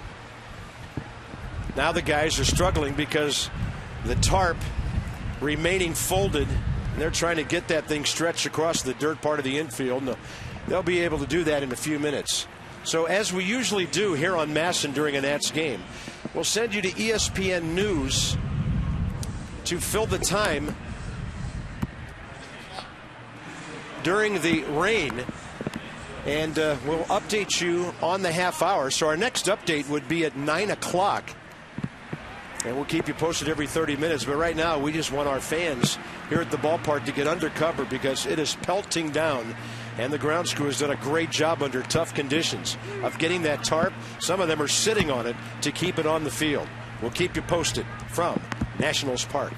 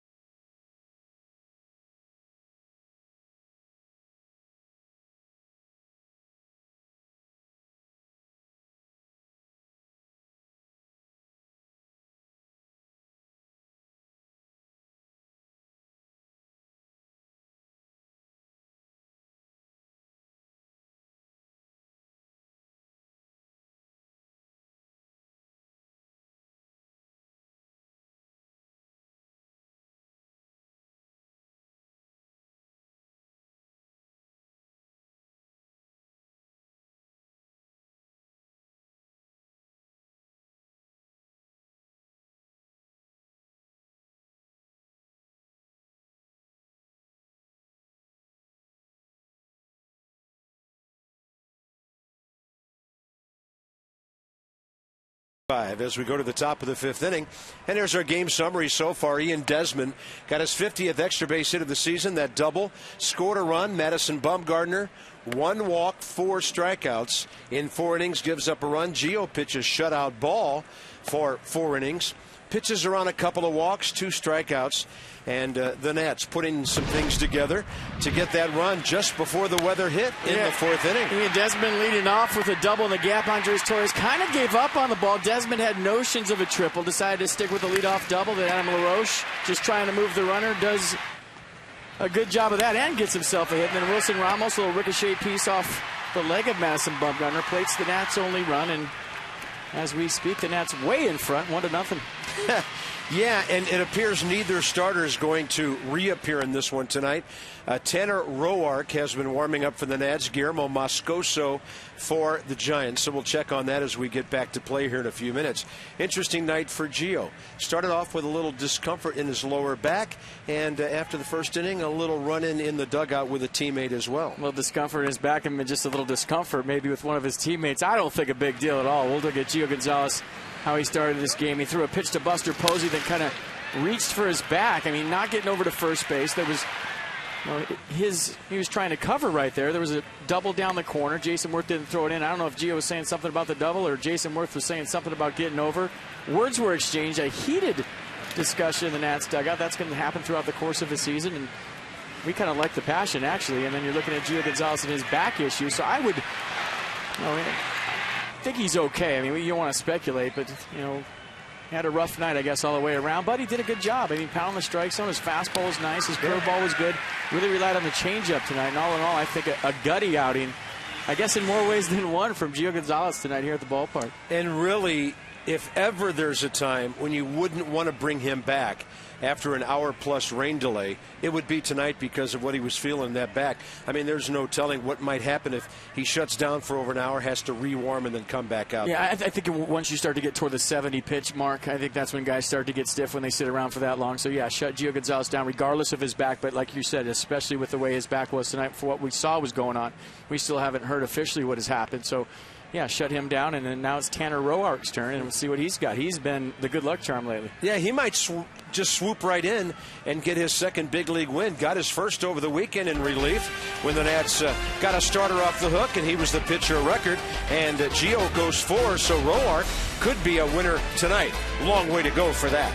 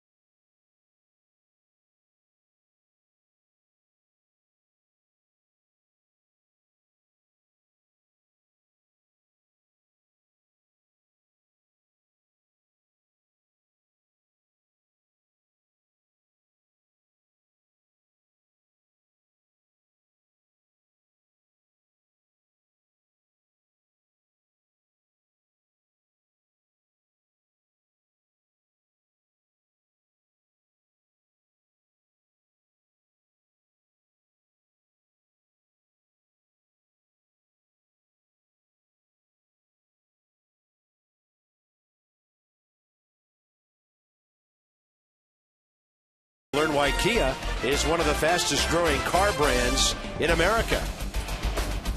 Well, some folks braving out the weather over at the Lincoln Memorial tonight. All lit up beautifully at night. Had a nice crowd here at Nationals Park. A few have headed for the Navy Yard station, maybe to catch the rest of the ball game on radio or here on Masson. A lot of folks are still here, though. A whole lot of baseball still to be played. So it appears it'll be Tanner Roark against Guillermo Moscoso the rest of the way. And Roark came in the 6th inning in the Taylor Jordan game on Saturday, FP, and he pitched almost flawlessly. Yeah, guys, first big league win. Talk about flawlessly, just pound the strike zone. When you ask people about Tanner Roark, the first thing they say is he's a competitor, he's a gamer, and we've seen that so far. So looking forward to see what he can do here tonight against the Giants on the mound, getting another good look. Yeah, 2 innings, 6 consecutive batters retired, 12 pitches, 8 strikes. So he made his major league debut last week. A couple of days later gets his first win, and he becomes the pitcher of record as soon as he steps on the mound in just a few minutes. Kurt Suzuki has warmed him up, and here they come.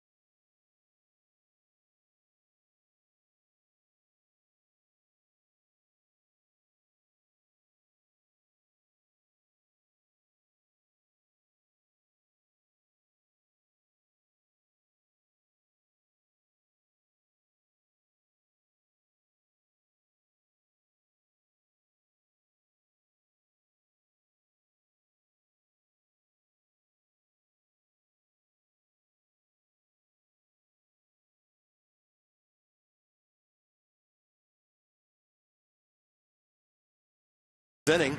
Giants, by the way, will have their pitcher spot leading off. We'll see what Bruce Bochy does with a possible pinch hitter there.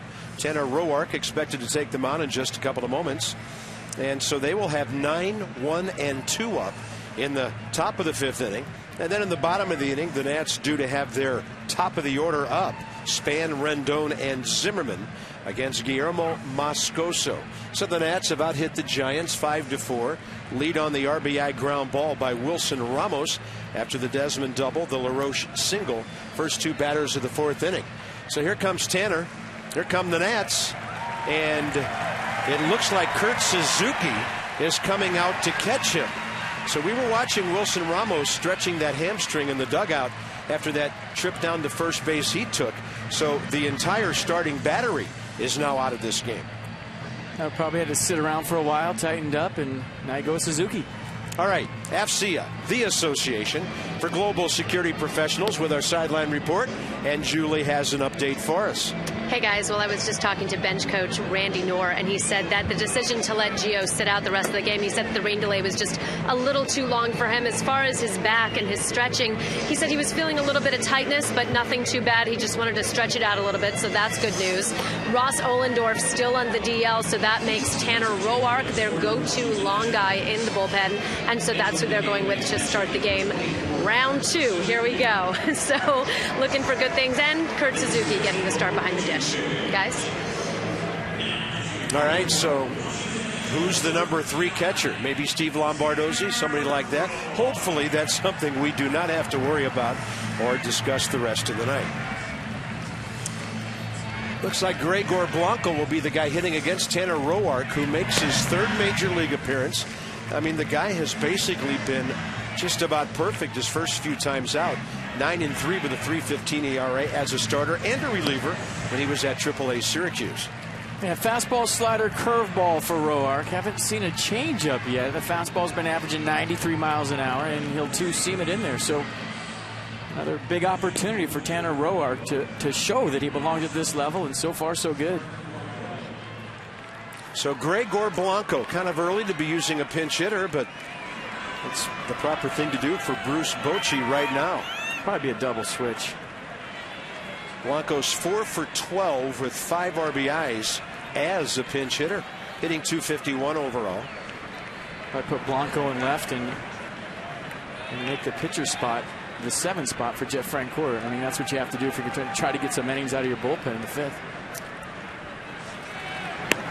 There's a fastball upstairs to Blanco, and we're back underway right at 9:45. So a 1 hour, 17-minute rain delay.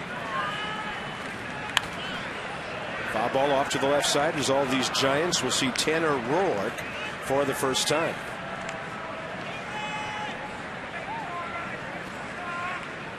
'26-year-old righty from Wilmington, Illinois, who pitched for the Fighting Illini of the Big Ten. Fastball right in there at 94 with some movement. And by the way, that Atlanta game's already over tonight. They beat the Phillies 3-1 behind Chris Medlin. Kimbrel is 37th save. Medlin his 10th win. And a breaking ball blocked by Kurt Suzuki.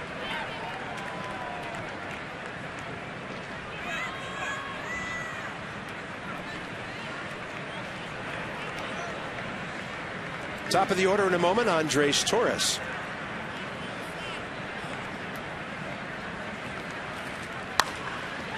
Right at Anthony Rendon. Field looks like it's in great shape after some of that hard rain. Hops were true on that one. And we go to the top of the order now. Torres and Arias, the next 2 hitters. Well, the grounds crew did such a nice job of getting that tarp out there before the storm hit. If you're late getting that tarp out, now you got all kinds of repairs to do, the infield to the mound, but they did a great job of hustling out there as it started to get windy. The umpires did a great job of pulling everybody off the field, and now you simply just get the water off the tarp, sweep the water into all the drains, and play ball. They did a great job. Yeah, well done, boys. Torres has flied to left and grounded out to short.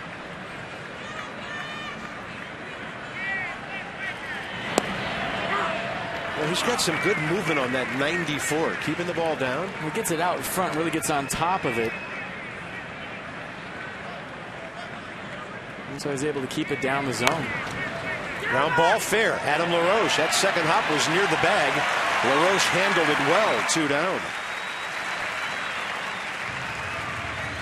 Yeah, a little in-between hop right here for LaRoche. Does a nice job of giving with it at the end. Let's see how springy it was. That ball jumped up. Almost like an AstroTurf hop. And Torres from the left side of that batter's box gets down the line quickly. So here's the one hitter that Gio had problems with. Joaquin Arias, who was a late start after the late scratch of Marco Scutaro. Double down the right field line on a flare and a solid single up the middle. He's 3 for 3.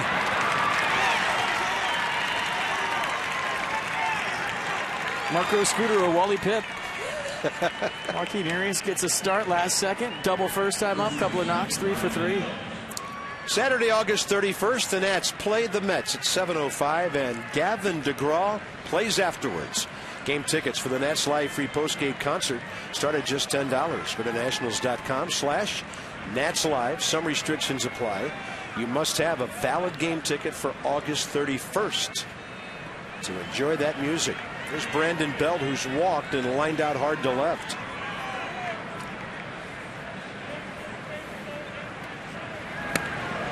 And that'll spin him out of there. I was about to say things happen quickly with Tanner Roark because he's around the plate so much.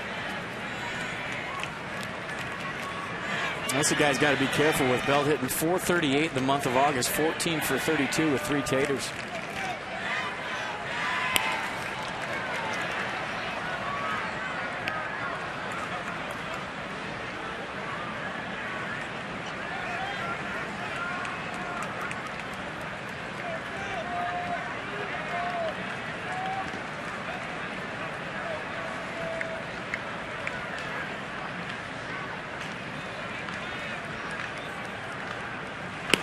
Fastball up and away. I always felt like with a long rain delay, hour plus, a game has a certain rhythm to it, right? And you're kind of getting into the groove of a game. All of a sudden it rains, they put the tarp on, and when you come back out, it's almost like playing the second game of a doubleheader, especially when it's still a close ball game. That time Tanner pulled the string a little bit, 84, and the hitter well out in front. Yeah, because now you got two new pitchers out there. The game's going to have a different rhythm than it did before with two all-stars out there, and Gio Gonzalez and Madison Bumgarner. And you get the feeling like this is almost game 2.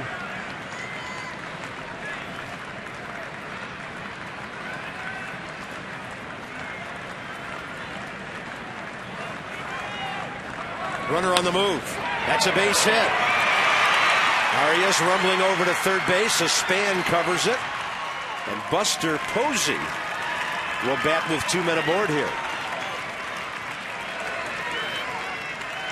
Well, obviously not a hit and run with 2 outs. There he's just going on his own, and Brandon Belt protecting right here. Looked like he got a changeup from Roark right there. We haven't seen him throw that pitch yet. At least it's not on Fangraphs. And Brandon Belt did a nice job of serving that ball to center field and moving the line to Buster Posey. Now you got to get a tough out. Posey has bounced out to LaRoche, singled to right. That was just last inning, leading off over an hour and a half ago.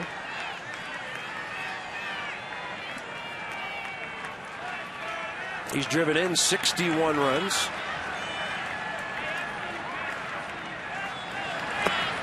First pitch breaking ball missing. Well, a couple of big league games under your belt. You got your first major league win. Rain delay. You're on the bump, and all of a sudden, in the 1-0 game, you're facing the reigning MVP. Yeah. I wonder what's going through Roark's mind right now.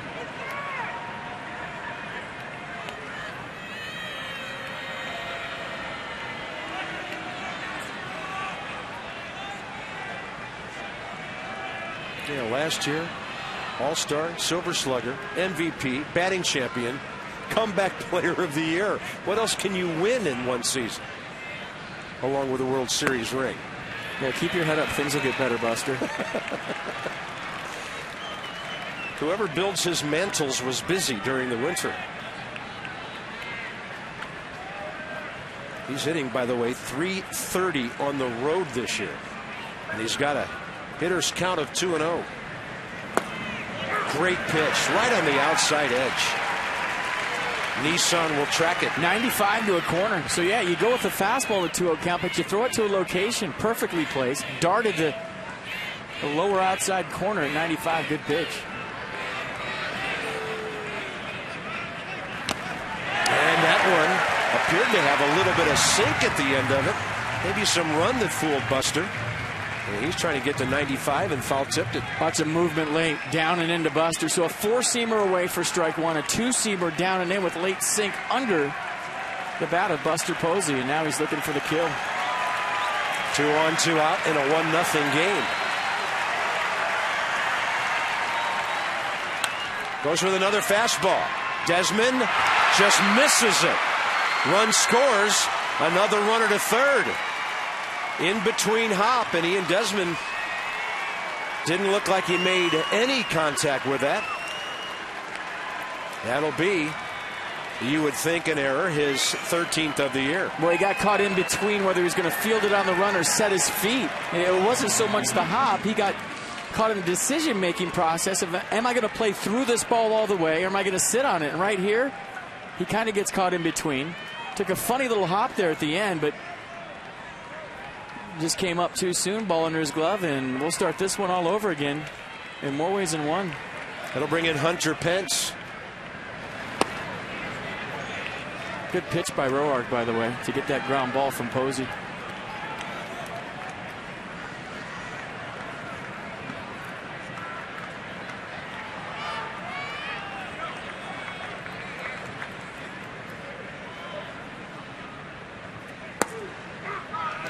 Got the low call, and Pence doesn't like it. Well, you just see the way Roark gets on top of the baseball. He's ordered to get it out front, get that downward plane going, and probably caught a break on that one.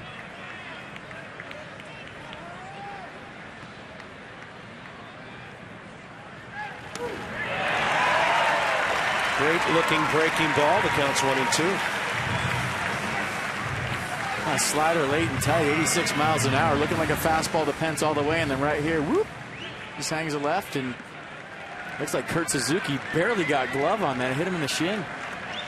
Runner on third. That was a break. That is just missing.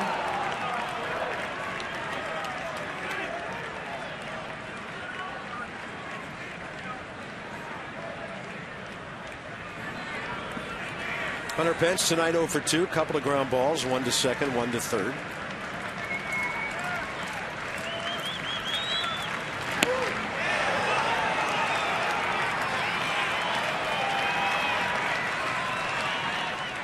Pablo Sandoval waiting.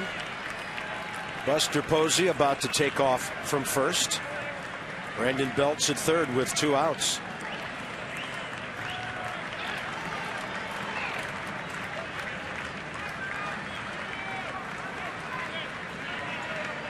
You know, 2 ways here if you're Roark. Fastball away. The same one he threw Posey in a 2-0 count. That 4-seamer on the black, or you could go 3-2 slider.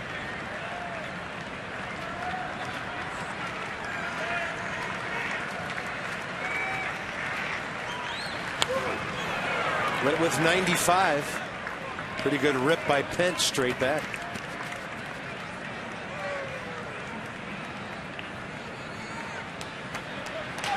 Fernando Abad up and throwing here.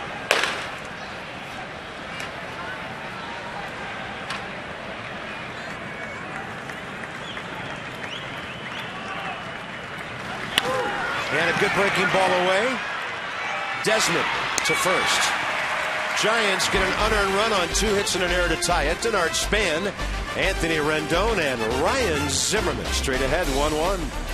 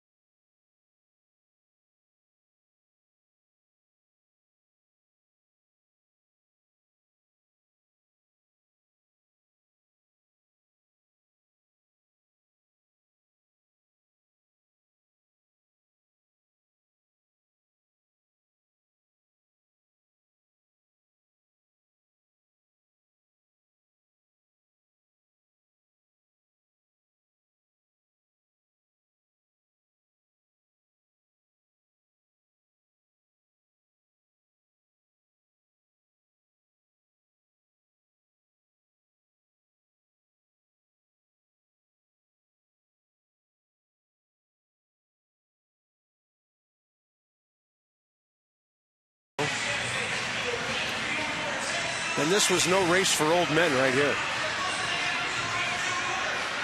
Look at Tom. Bill's scuffling. There's a good face plant. Tom hits Bill. Bill hits Teddy. Down. Teddy's down. George dodges. They would really show me something if they had the president's race in the middle of a thunderstorm. I want to see that. I think they've got built-in lightning rods on those Schutz coconuts. Just get all muddy, hose them down when they're done. It's awesome. Visit Kia.com. Learn why Kia is one of the fastest growing car brands in America. We go to the bottom of the 5th and we show what they've done tonight. Span a base hit, second time up. Rendon double, first time up. Ryan Zimmerman walk, second time. They will face Guillermo Moscoso. Gregor Blanco will play center field. And evidently Andres Torres is done for the rest of the night.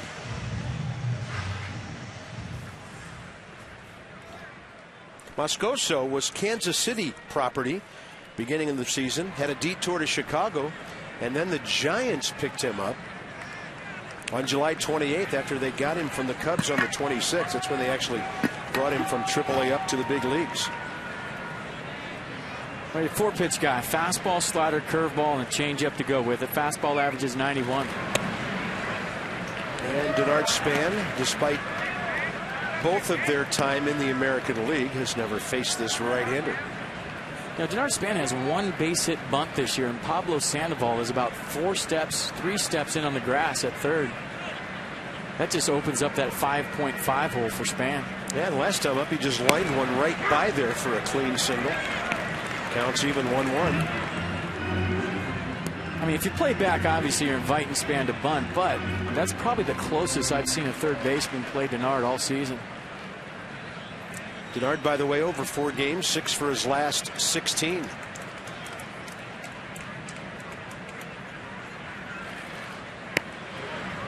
Moscoso took a little bit off and missed upstairs. 6'1", 200, 29-year-old right-hander from Venezuela. Previous big league time with Texas, Oakland, Colorado, Kansas City, Chicago, now the Giants.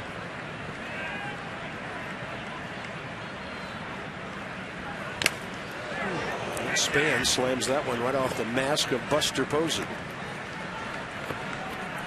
So 10 o'clock here at Nationals Park. If you just tuned in, only bottom of the 5th inning. We've been waiting out an hour and 17-minute rain delay. Some fierce weather blew through here right before 8:30, cleared out in a hurry. Quite pleasant, quite cool, and the field's in good shape now. Giants tied the game in the top of the inning.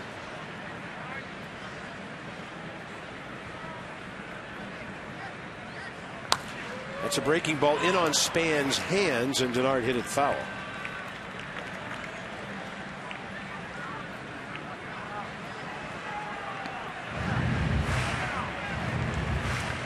A lot of people stuck around. So a pretty good crowd here. He stuck it out, got himself a souvenir. Nicely done. A kid and a baseball at a major league park. Priceless. Yeah, we call that priceless smiles on one of our promos. Don, you brought his glove. See more and more of that. Nats fans bringing their pickers to the game. I love it. Now if the Nats win, he's going to have a perfect night. 2-2. Another off-speed pitch. Full count to Moscoso's first batter. Anthony Rendon on deck, has never faced his right-hander. Ryan Zimmerman has. And more on that success when he comes up.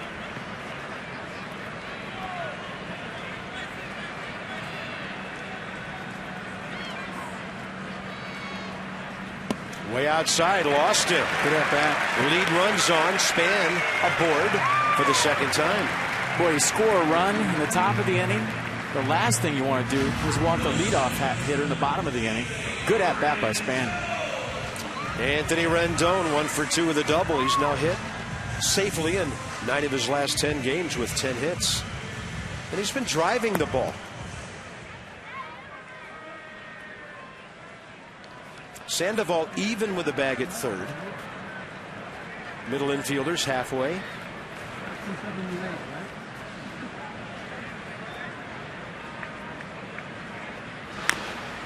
Denard Span, 10 steals in 15 attempts. The Nats have swiped 56 bases on the year. They're right in the middle of the league, 8th out of 15 teams.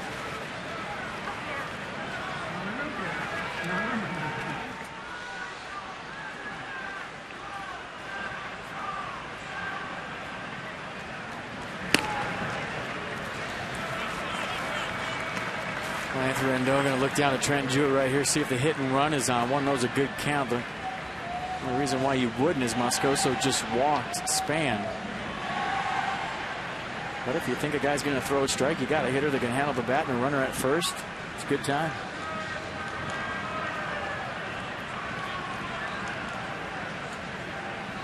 And Bruce Bochy thinking along the same lines. Yeah, he gave him his A move that time. Denard back in plenty of time.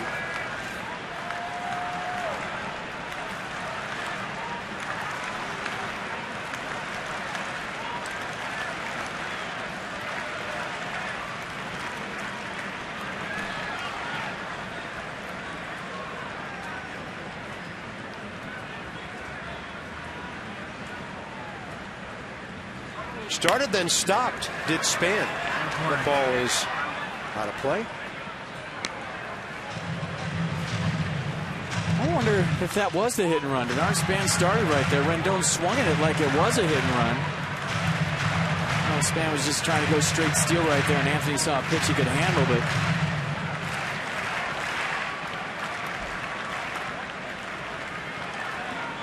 Span stopped. Didn't like the jump. Rendon loves right field. A lot of hitting room over there, about 80 feet between Belt and Arias. And the target is away. Too far outside. Anthony didn't need to bite, and the count's in his favor. We've talked about this a lot. Manager will throw over a lot of times in this count right here just to see if the runner at first is tipping the hit and run.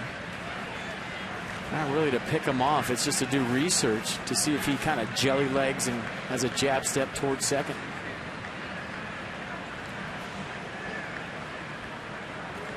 Span running. Good jump.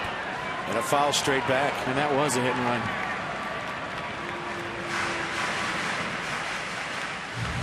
So you like the aggressive nature right here. Got a pitch maybe a little high. Tried to get on top of it. Span looking back. Rendon trying to get on top. And you see Brandon Crawford in the background covering right there. Rendon had the whole left side of the infield. Yeah, right-handed batter, not automatic that the second baseman's covering when you have a guy like Span who goes the other way a lot.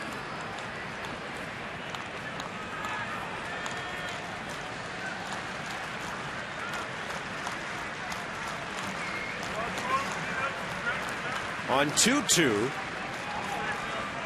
Span holding, and a good take, becoming a good at bat by Anthony Rendon. Yeah, put some good ABs on Moscoso here to start up the fifth. Another 3-2 count. Ryan Zimmerman waiting. Probably start Span right here with nobody out. Most of the year, the Giants have been one of the poorest defensive teams in the league, which is surprising. And this reliever has some guys flat-footed right now after a long at-bat walk to Span. And a full count to his second hitter.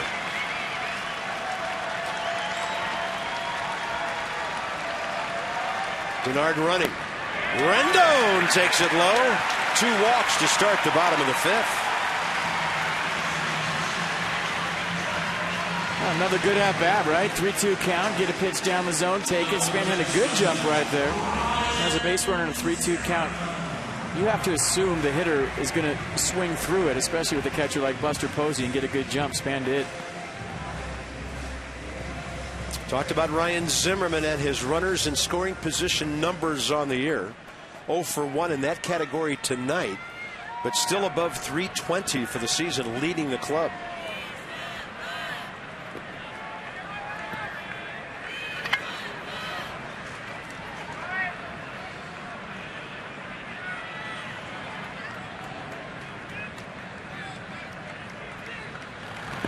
That ball bounced 3 or 4 feet out in front of home plate.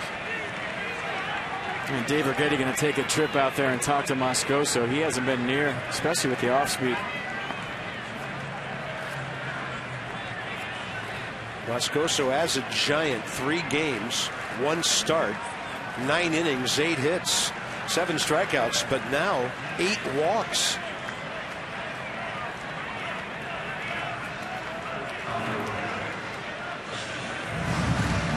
This is where, as a hitter, it's kind of tough. It's a fine line between being over-aggressive and letting the guy hang himself out there. You want to look for a pitch in your zone. And we talked about game plan hitting. We're talking about a lot. Zimmerman looking to do some damage, but you also got a guy that's shown that he can't throw a strike or consistently throw a strike, walking the first 2 guys.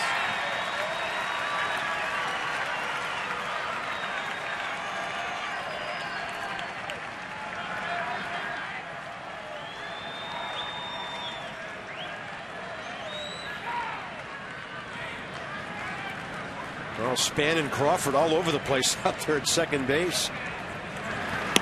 Both runners started, then went back. So I think the Nats are sensing that they can disrupt Moscoso here because he's out of sync. And the count's 1-1. Well, the only thing you don't want to do as a runner on second base is jump around too much where you're actually distracting the hitter. And hitters will tell you they don't like base runners jumping around unless they're going to steal. Span quieter this time.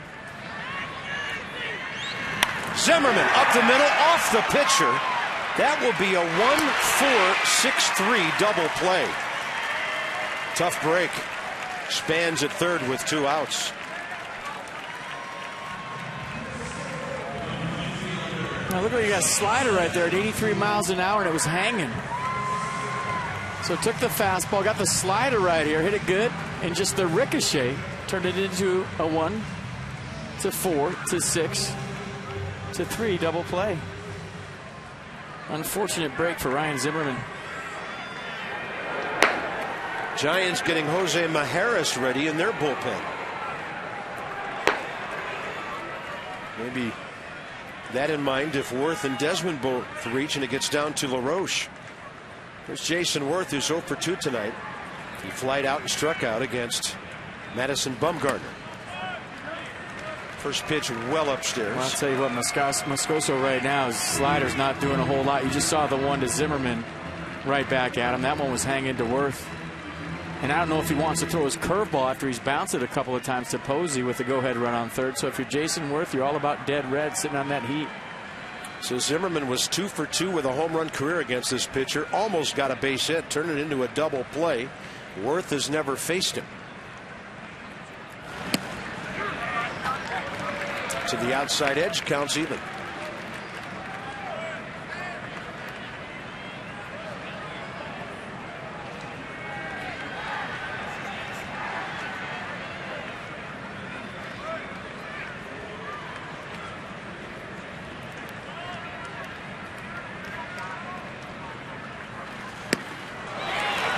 Taking a shot at a pitch upstairs.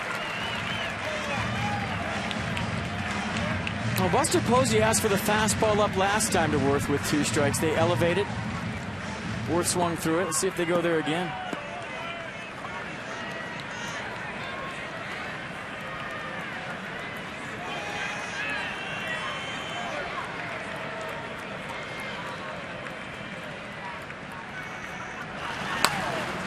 Just level off and foul that one away.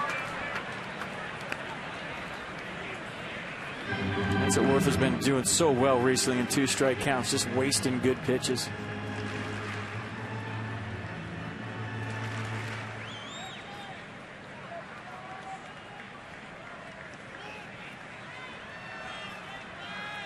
Giants play him a little more around to the right than most clubs we've seen lately, at least in the outfield. Big gap in left center. Off-speed pitch, stays up and away. Counts even 2-2. The changeup right there at 79, floated it in there.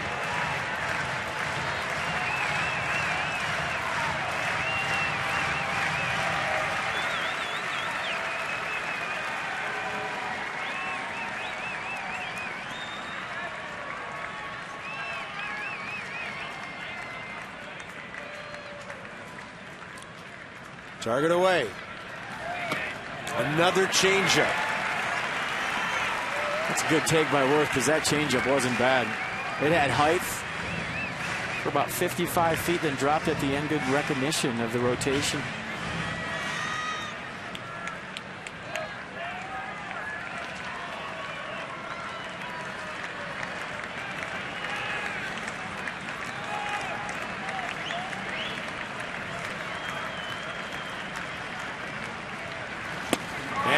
Strikes out. Nats had 2 on, nobody out, couldn't convert. It's a 1-1 game. That was a long 5th inning.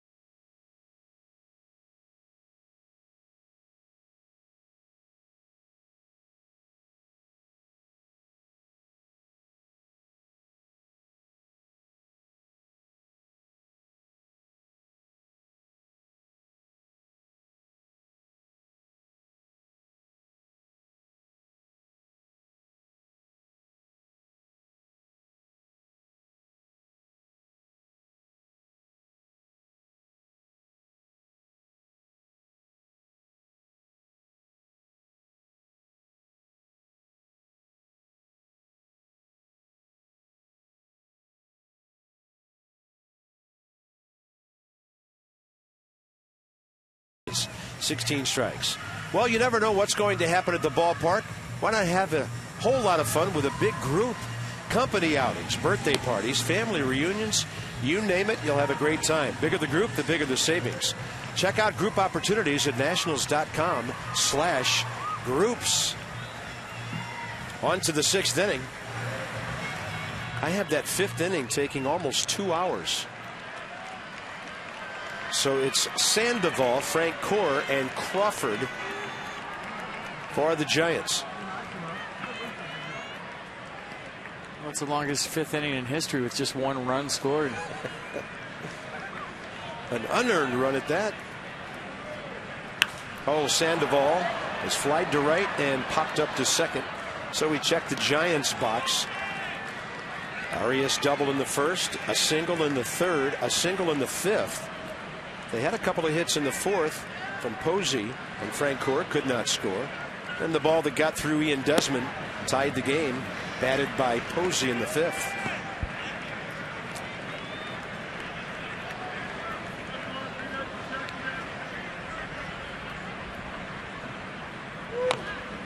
And a breaking ball by Roark had Sandoval out ahead.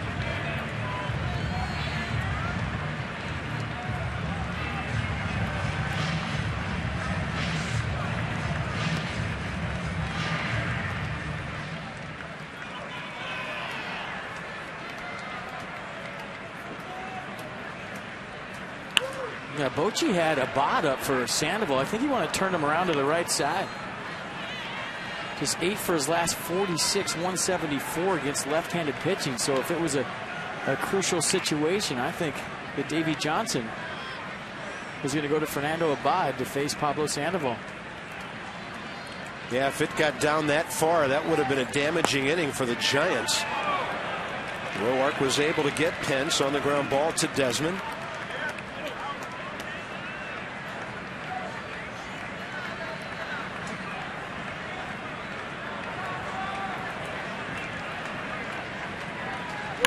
Big curveball. That's a base hit. Pablo Sandoval, 1 for 3. Giants now have had 3 hits in the last inning plus, and they've out hit the Nats 7-5. They did a nice job of staying on the Roark curveball right there. Let it get deep. Going the other way. Keeping his hands back, and just weird to see Sandoval with the numbers that he has right now, hitting just 255 with the kind of hitter he's been historically throughout his career. Yeah, 303 career in his first 5 years coming into this season. 345 and 330 his first 2 years. How do you do that when you're a young guy? Swing hard in case you hit it. He does.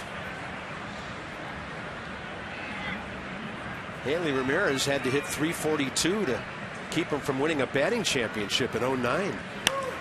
That is some serious jammage right there.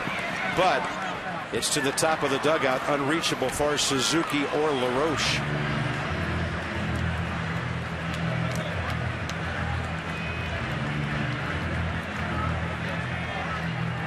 I just tell my hitters an A-ball before they went to the plate when they were thinking too much.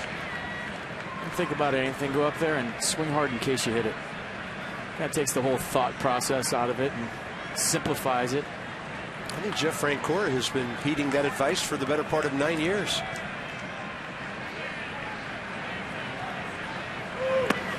Big breaking ball. And Tanner Roark gets the K. Francoeur 1 for 3 with that strikeout. The slider's been nice from Roark here tonight. And watch the late break.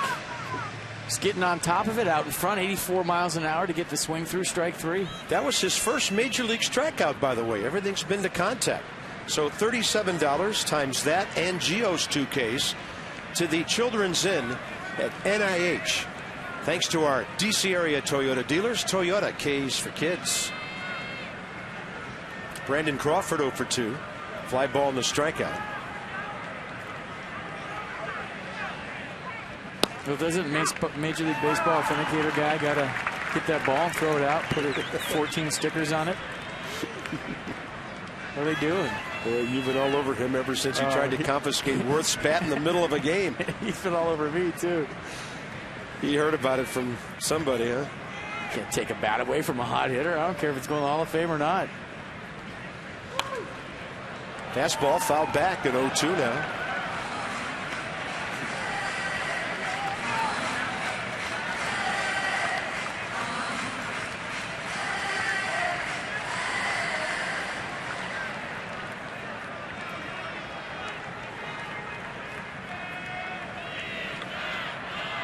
Crawford 8 ground balls for double plays this year. What does Roark have to get one of those? Well, he'll get him on the hands up a bit for the pop-up. And Ryan Zimmerman catches the fair ball, 2 outs. Ball's not carrying to left. Not on that pitch. That'll bring in Gregor Blanco, who came in to pinch hit, essentially for Madison Bumgarner after the rain delay. Grounded out last inning. Stayed in the ball game to play center field. Boy, really looking forward to coming into this game. Sandy Rosario can't contain himself. It's big leagues. You should be smiling.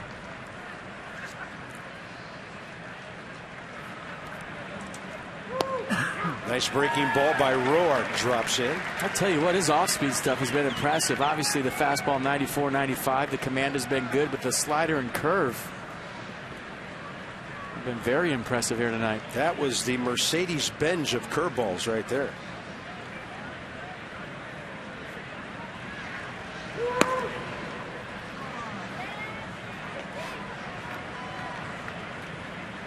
One ball, one strike. The heater missing.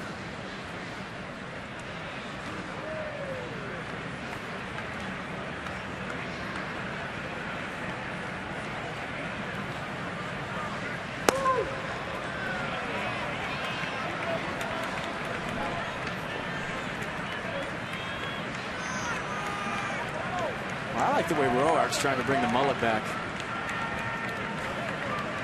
Anthony Rendon had it. Now Roark's got it.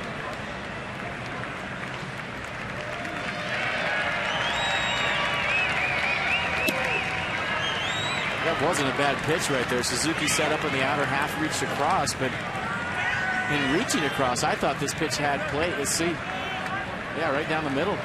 Didn't get the call. 3-1. Yeah, a couple of borderline pitches and calls in this AP. The Giants try to get it to the pitcher spot next. That ball's driven to left. Scott Hairston back, and he's waiting for it. 6 innings in the big leagues without giving up an earned run by Tanner Roark.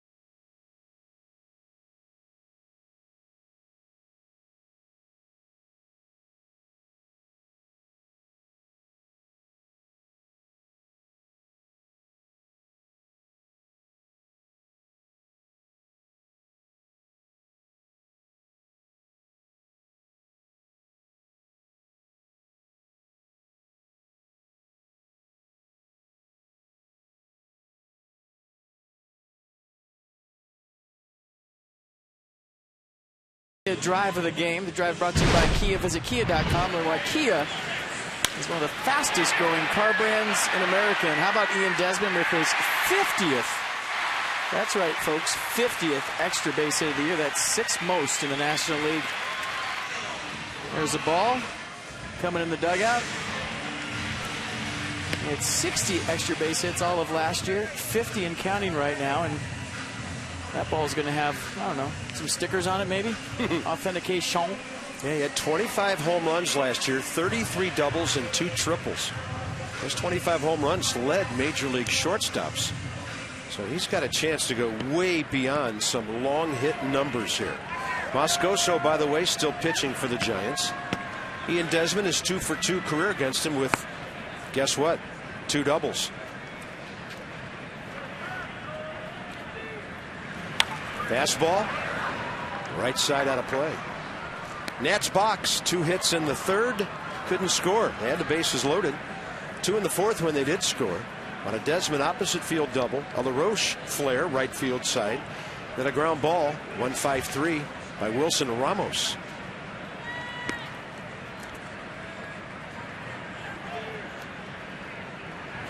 Nats have had 2 shots deflect off pitchers tonight that could have been clean hits up the middle and have kept maybe 2 runs or more from scoring.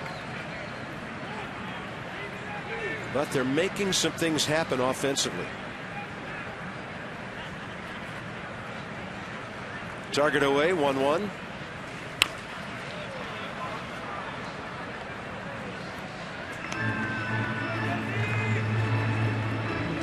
I'll tell you what, Moscoso's moved the fastball around, but his off-speed stuff has just been hanging there.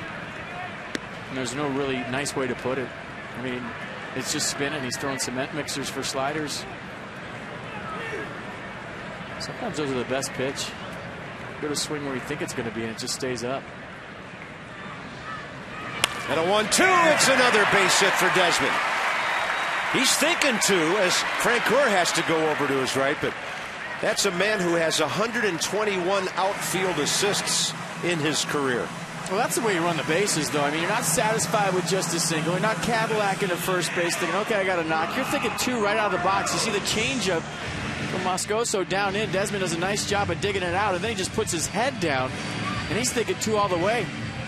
And kids at home, that's how you run the bases. Make the outfielder stop you, because if you break down, then he bobbles it. There's no way he can start back up again. Make the defense stop you. That's a great turn right there by Desmond. He was looking for any kind of bobble. Adam LaRoche 1 for 2. 1 for 1 with a home run career against Guillermo Moscoso. I, for one, right now vote for the spread offense. Go to the shotgun and play run till they tag you with Ian Desmond. Moscoso very deliberate to the plate. Yeah, 16 steals in 19 attempts. Not his biggest lead yet. Holding on a breaking ball that misses to LaRoche.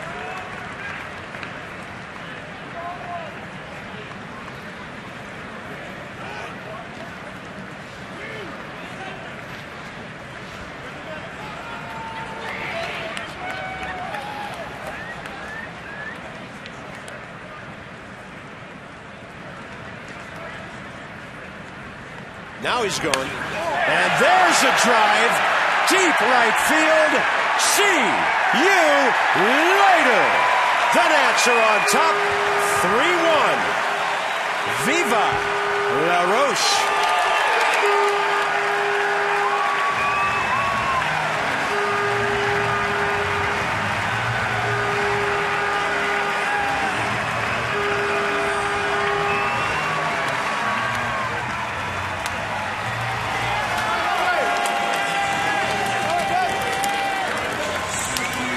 Was absolutely destroyed by Adam LaRoche, and that guy's loving every minute of it.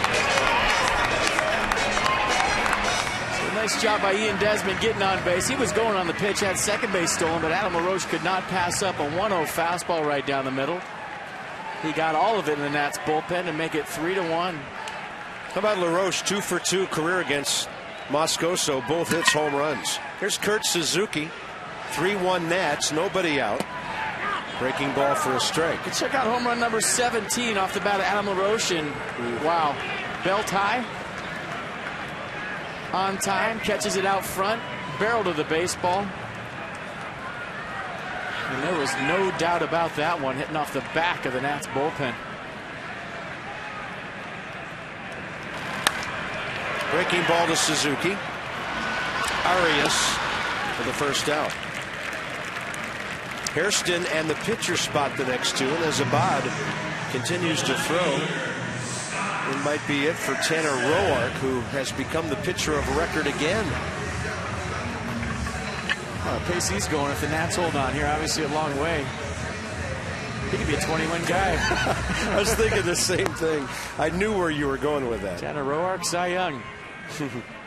Nice job once again. Scott Hairston 1 for 2. Then against Moscoso, career 0 for 5.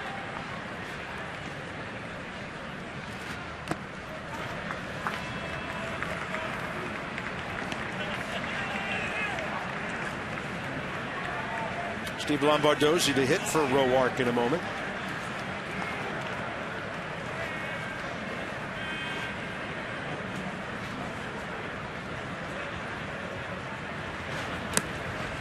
Hard breaking ball, 2-0.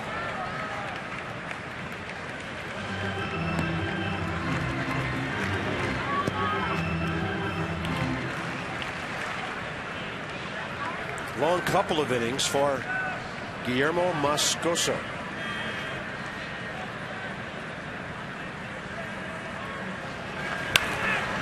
Hairston jammed on that one. That thing is straight up the shaft. And that's in the batter's box, and a fair ball caught by Buster Posey. Lombardozzi on the way.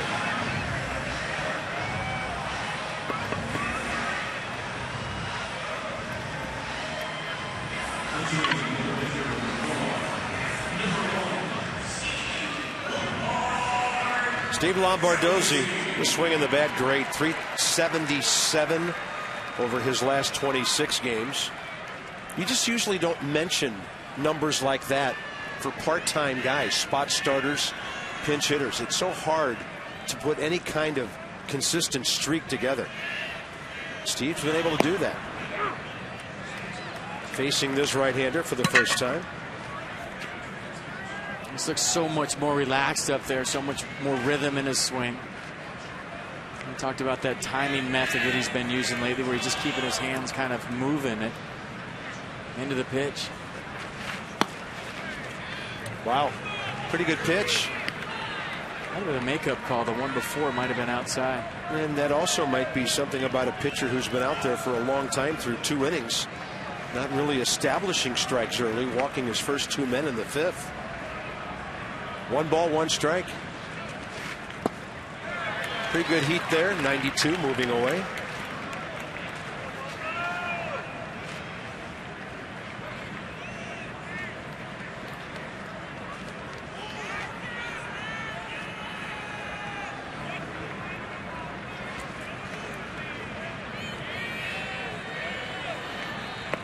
Then he goes change up and misses. 2 balls, 2 strikes. That's a pitch he has not been able to throw for strikes at all in his 2 innings. Top of the order, Denard Span. He's got a nice dirty uniform and he's been on base twice.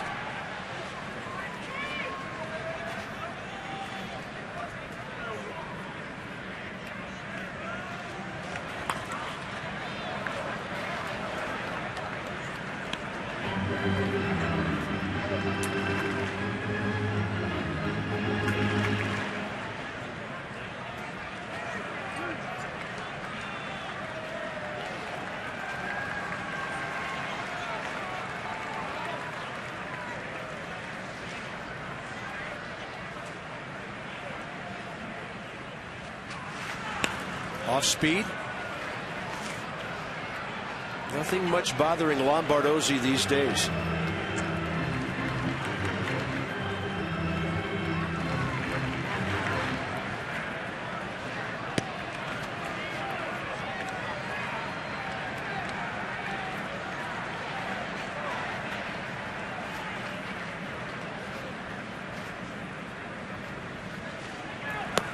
Off speed. He finally threw one for a strike. Steve couldn't get it. Desmond a base hit, and Adam LaRoche a towering drive to the back wall of the bullpen, and a few feet higher than that. His 17th puts the Nats on top by 2.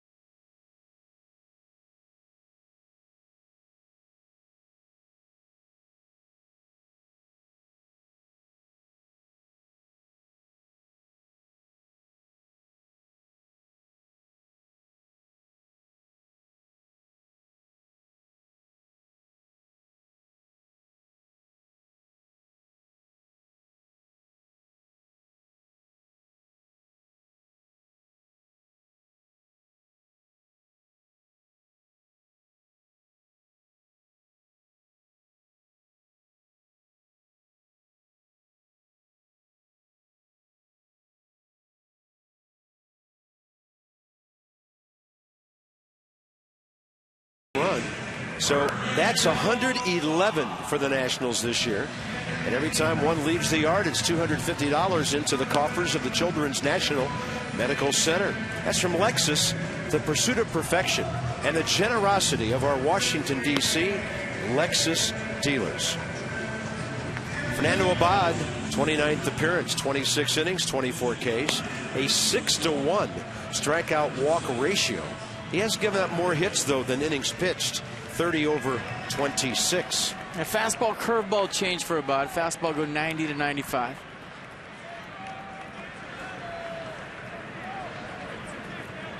Giants will pinch hit Brett Pill here in the 7th in the pitcher's spot. 28-year-old infielder, 7th rounder for the Giants 7 years ago.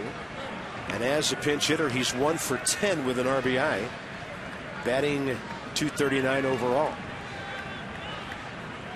Out of Cal State Fullerton. And Abad misses with 95, 2-0. Well, Pill's been hot since his recall from Fresno AAA. He started 4 of the 13 games he's played, and in those starts, 7 for 19, 368. I think Ryan Matthews is not warming up for the 8th. He's warming up for any trouble that might pop up here in the 7th. Because in a ball game like this, coming off a day off, you know it's Clippard for the 8th and Soriano the 9th. You think he's getting loose for Buster Posey if the gunner gets to him. Fly ball, short left field. Here comes Hairston, and on the run, he catches it letter high. Arias and Belt coming. Playoff bound Potomac Nationals back in Woodridge through Friday, highlighting the homestand halfway to St. Patrick's Day and a Danny Espinosa backpack giveaway. PotomacNationals.com, 703-590-2311. And that's for regular season and playoff ticket information. Another Nats affiliate having a great year. Well, maybe Fernando Abad can get Joaquin Arias out. 3 for 3 tonight.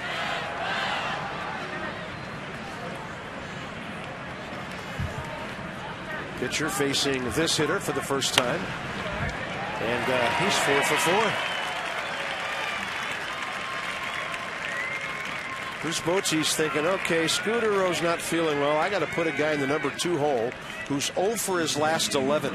And he goes out and goes 4 for 4.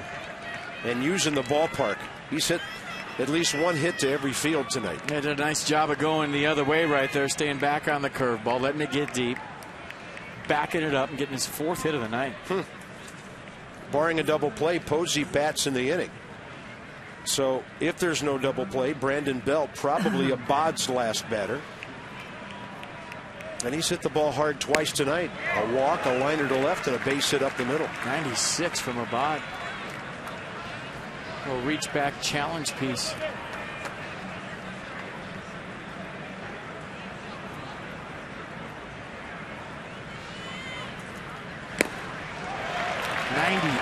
Whoa! I did not know he had that in the tank, folks. Nissan will try to keep up with this one. Wow, where has this been? 98 miles an hour from Abad. And if you throw anything else, I'll be shocked. I'm shocked. Well, I'm glad to see the breaking ball down there and not hanging somewhere. Just a show me off speed pitch to get back to the 98. Sure. Feeling fresh. I saw Steve McCaddy just whisper to Davey, did you know he threw 98?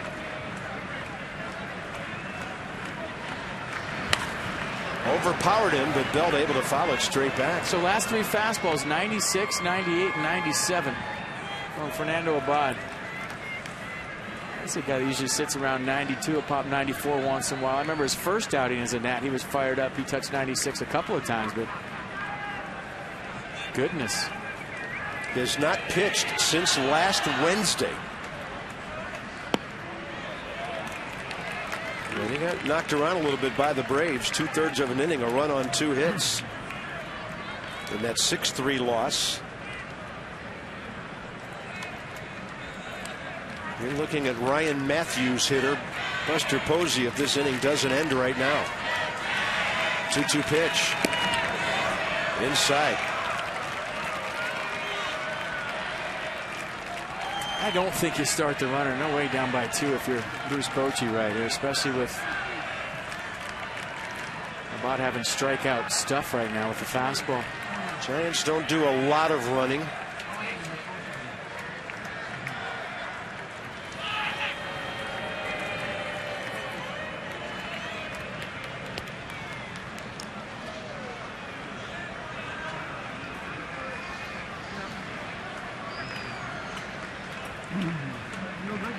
Three-two with 1 out. Popped him up.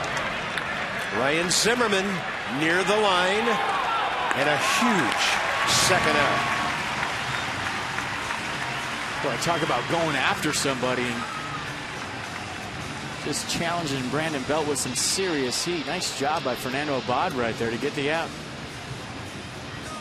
And look at the fastball right here. 3-2, big pitch, especially with Posey on deck. Belt late, pops it up to Zimmerman. And now Davey Johnson will go to his bullpen and get Ryan Matthews, and Abad pumped, as he should be, about a really nice performance here tonight. Gets a couple of outs, gives up a hit. Ryan Matthews, by the way, has never faced Buster Posey. This call to the bullpen, packaged by the UPS store. We love logistics.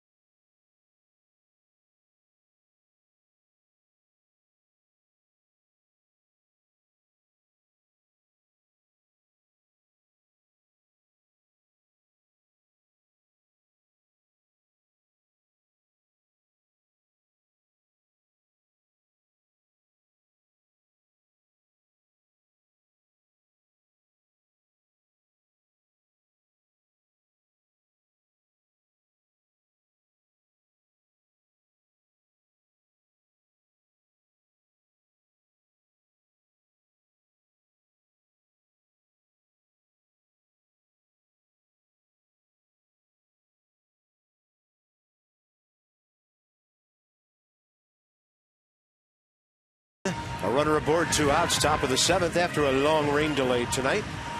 Let's check out the latest on Masson's Meet and Greet giveaway. It's lunch with Gio. 3 lucky fans can win it. Go to Facebook.com/Masson Nationals. Click on Enter Sweepstakes for your chance to win. You'll never go to lunch with a guy who will smile more. Just too bad Gio couldn't get a 5th inning of work tonight to try to qualify for a win. Nats shut him down after 69 pitches, like the Giants did with Bumgarner after 68. So here's Ryan Matthews. Job 1. Retire Buster Posey. Get this game into the 8th inning. Buster 1 for 3 with a base hit. Well, you saw righties hitting 208 off Matthews, and this is what he did in 2012. This was his job. Late in the game with the lead, getting out the other team's big gun from the right side. Goes breaking ball in the first one. Suzuki keeping that runner at first.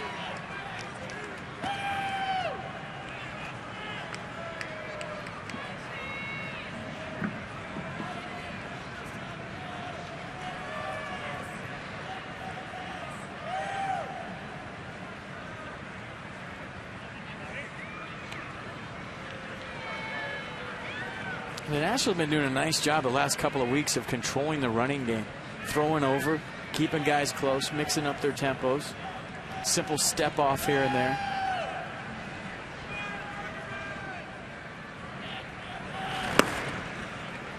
There's that hard sinker, but he misses with it.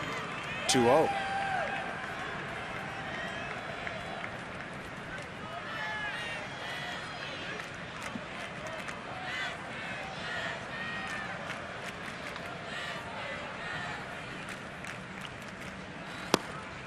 Ball 3.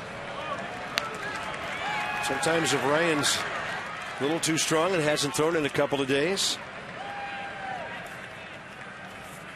that sinker won't act as usual. Next up is Hunter Pence if the inning doesn't end here. 2 on, 2 out. Tying runs aboard.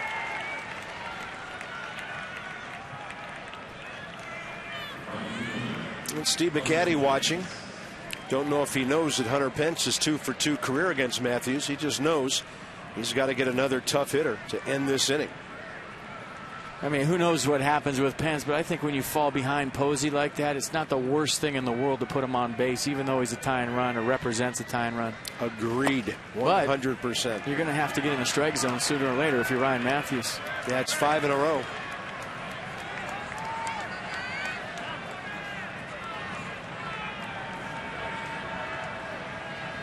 A little bit quick right now. Kurt Suzuki's going to go out there, tell him slow down a little bit, hit your spot.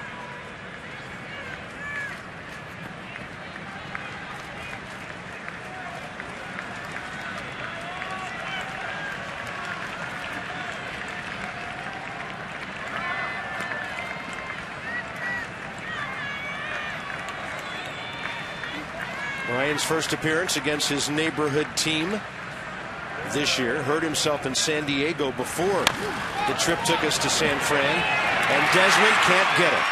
Arias scores. It's a 3-2 game. Ball just had too much topspin on it.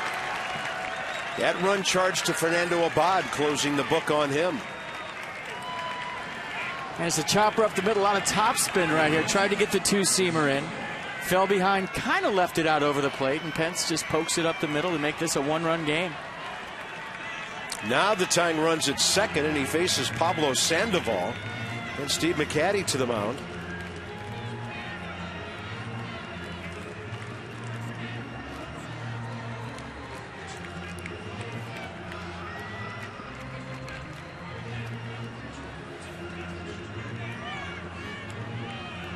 Well, McCaddy's going to tell Ryan Matthews that Pablo Sandoval's swinging as they speak. I mean, he's not going to wait around for anything, especially with runners in scoring position. Very aggressive hitter. And now it's a fine line for Ryan Matthews of maybe even not throwing strikes, because you can expand the zone on Sandoval. The only thing is he's probably one of the best bad ball hitters in baseball. I feel like this is a case when you really don't have to throw a strike early. Ian Kroll is up. Switch hitting Sandoval here, batting left-handed. Right-handed Jeff Francoeur next, and Matthews is behind his third straight hitter.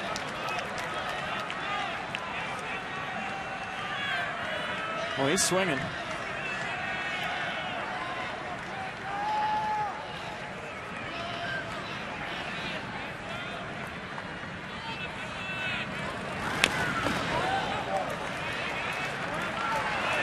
These two have never faced each other.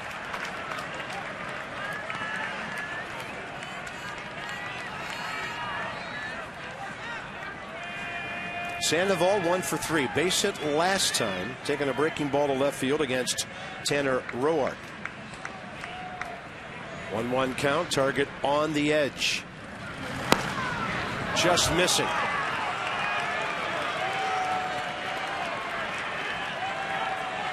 Well, he's trying to get Sandoval to expand away, and he did on the 1-0 pitch. Fish wasn't biting right there.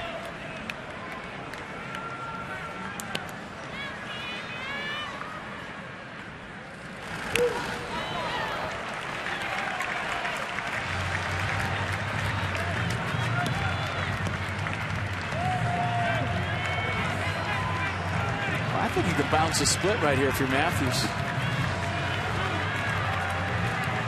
Pablo Sandoval will chase in the dirt. You just have to get it there because he's a good low ball hitter.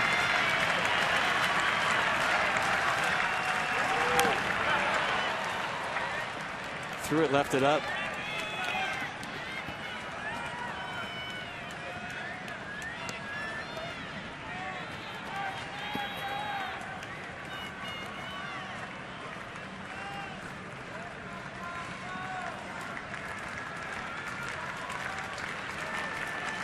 2 balls and 2 strikes. Long inning for the Nats bullpen here. Matthews throws a pitch on his hands, and Span is there. So they bend, but they do not break. Nats still lead by 1. 7th inning stretch brought to you by Hyundai and their clearance countdown. Visit your local Hyundai dealers this week. Right downstream from the Navy Yard. Beautiful night. The Nats 3-2.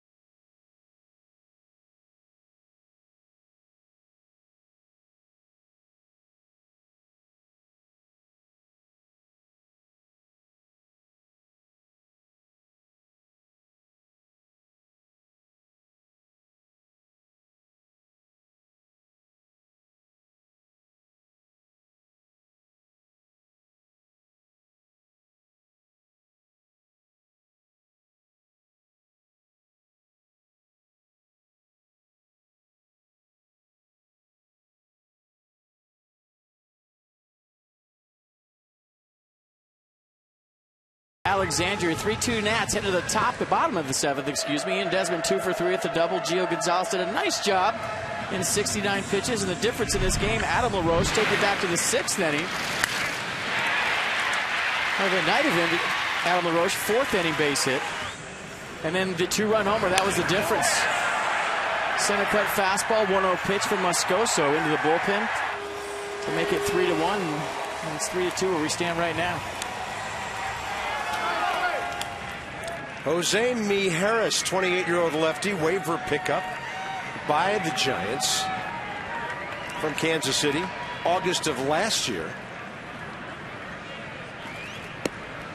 And he's ready quickly, throws one over below to Denard Span, who's had a good night.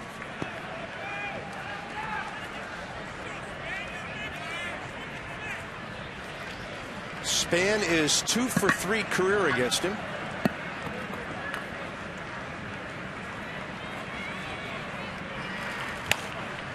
That ball, kind of a squirter off the end of the bat.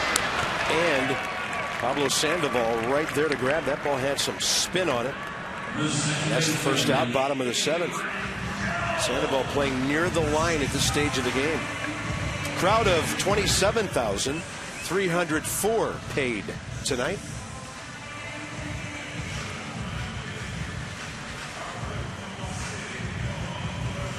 So Jose Mijares will face Anthony Rendon.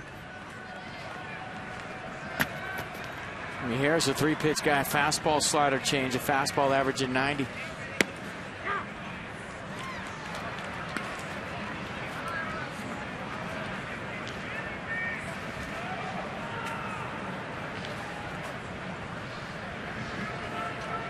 Rendon seeing this lefty for the first time, and the count goes to 0-2 in a hurry.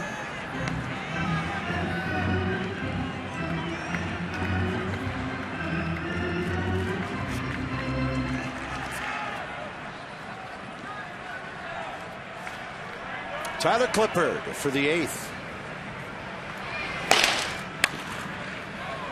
From the bat of Rendon on a play to the right. Francoeur, Crawford, and Blanco. 7, 8, 9.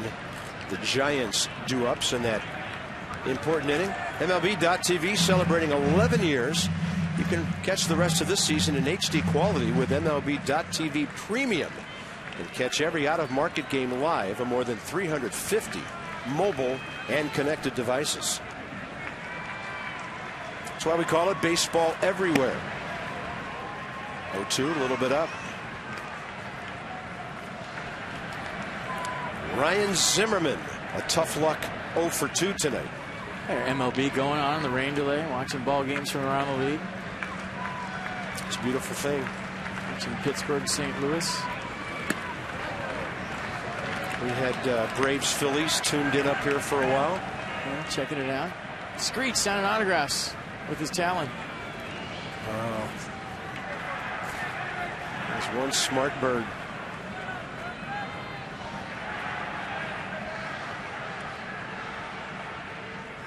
Probably smelling real good after the rain. Kid said, "You can go now." Yeah, thanks for the autograph. Beat it. Take some Old Spice with you. And see you, Screech. Does a great job. We love him. He has certainly slimmed down from his early years. He is. He's doing CrossFit. 2-2, target outside. And Rendon works the count full with Ryan Zimmerman next.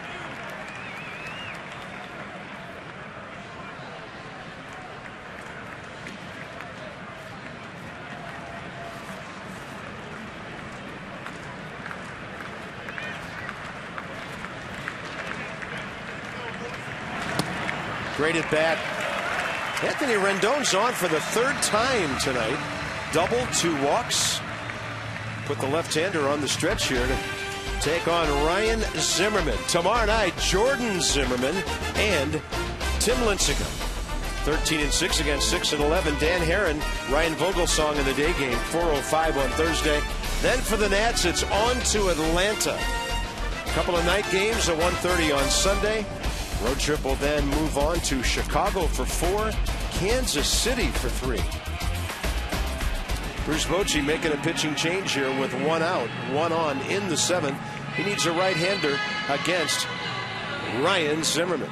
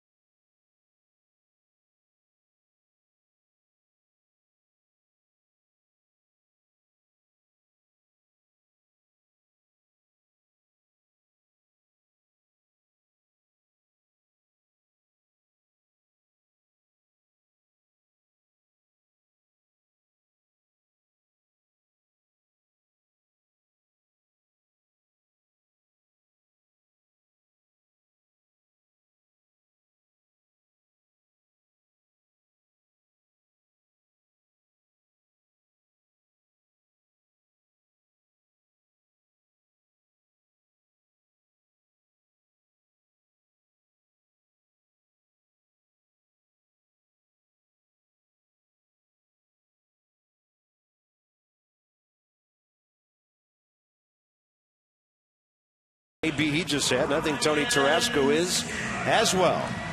This copyrighted telecast presented by authority of the Washington Nationals and may not be reproduced or retransmitted in any form, and the accounts and descriptions of this game may not be disseminated without the express written consent of the Washington Nationals. For the Giants, 27-year-old right-hander Sandy Rosario with Miami for the last 3 years. Just parts of 3 years with the Marlins. And he makes appearance number 32 here. So in 32 innings, 23 strikeouts. Not a strikeout guy, but the league hitting just .242 against him. Yeah, 3 pitches, fastball, slider change. Fastball averaging 93 miles an hour. Nats have never faced him. Ryan Zimmerman 0 for 2. A tough luck double play last time on a shot up the middle. Off the pitcher and a 1-4-6-3 double play. And the Nats had 2 on, nobody out in the 5th. He walked his previous time before that. Might take another run or two to put this one on ice.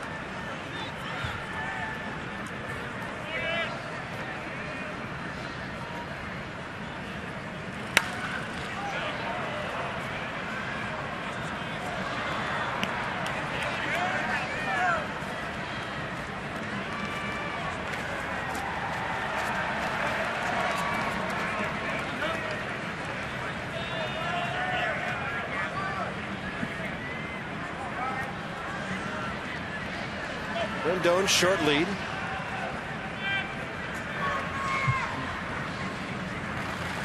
That ball hit hard to the shortstop. Crawford, Arias, high throw. Belk stays on the bag, and a 6-4-3 to send this game into the 8th inning. Ryan stung that ball right at the shortstop.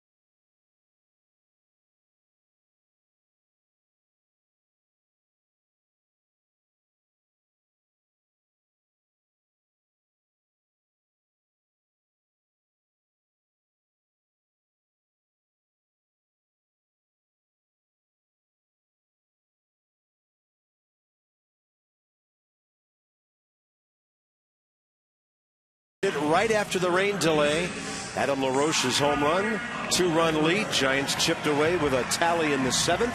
So here we are. And Tyler Clippard is the Nats' 8th inning guy. This is his time of the game. 52nd appearance, 54 strikeouts. League's hitting a .146 against him, and a 54/19 strikeout to walk comparison. To face Francoeur, Crawford, and Blanco here in the 8th. Bullpen's been great tonight, coming in for Gio Gonzalez. So you get the rain delay, Gonzalez out of the game. Tanner Roark comes in, gets his first career strikeout. Jeff Francoeur, he does a nice job, leaves just some knucks in the dugout. And how about Fernando Abad? 96, 98, 97, high 90s today from the lefty. And then Ryan Matthews with a nasty split and a 2-strike count to get Pablo Sandoval with a tying run on second. Bullpen's been nice. And Steve McCaddy's troops holding the Giants to 2 runs on 9 hits, scattering a lot of those hits. Giants have had 3 different innings when they've had more than 1 hit. Jeff Francoeur, career 0 for 7 with 4 Ks against Tyler Clippard. He's 1 for 3 tonight.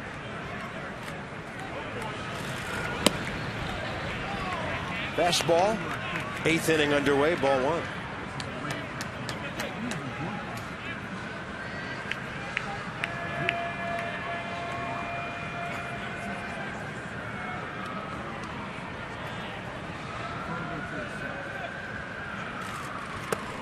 And there is a changeup. 79 on that. And just pulling the string right there, way out in front.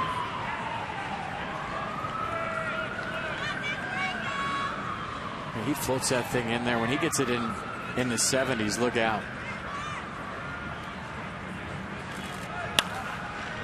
That was his hard one, 81. Adam LaRoche is there. Great pitch by Clippard. So important for the reliever starting an inning to get that first man. Brandon Crawford will be next. We go inside the numbers with STG Inc. Look at what Bruce Bochy's had to work with since the break. Just over 2.5 runs a game, fewest in Major League Baseball. Nats passed up the Giants in runs scored over the weekend.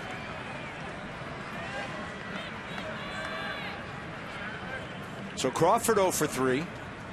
And against Tyler Clippard, he's faced him just once and popped up. Not that time. That's a solid single to right, tying runs aboard. Big round to first base with the outfield playing deep.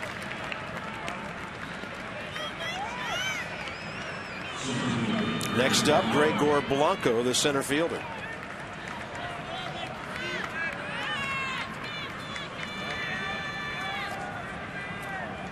Has never faced Clippard.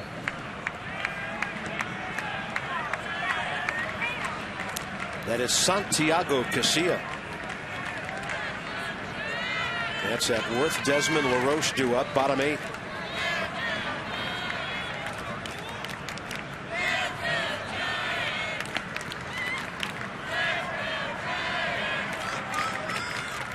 Now Brandon Crawford, not a real threat to run. He's stolen one base, been caught twice.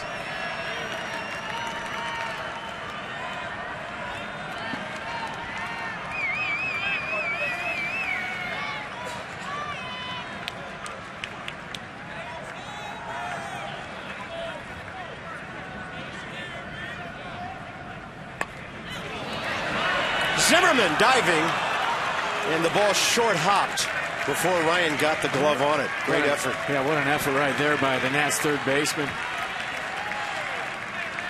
And he plays shallow to begin with.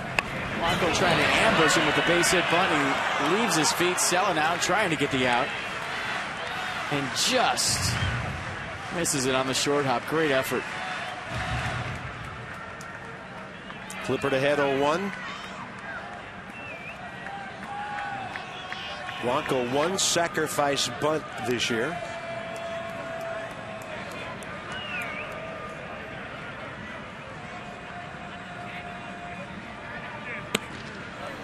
And 91 just misses away. Counts even.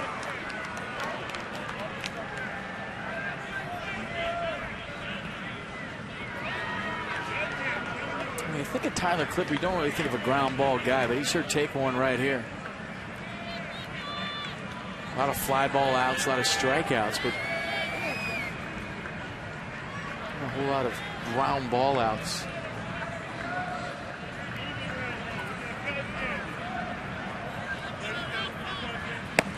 Yeah, lives up in the zone with the fastball for the most part.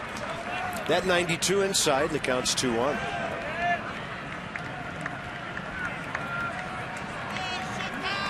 That's their backup catcher, Hector Sanchez. He's the only other guy they have. Well, they do have a left-hander in Roger Kieschnick off the bench. Pitcher spot due up next for the Giants.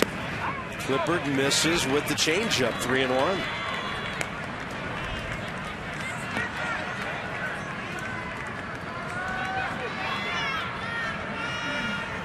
You can start the runner if you want right here. You're betting on contact or ball 4.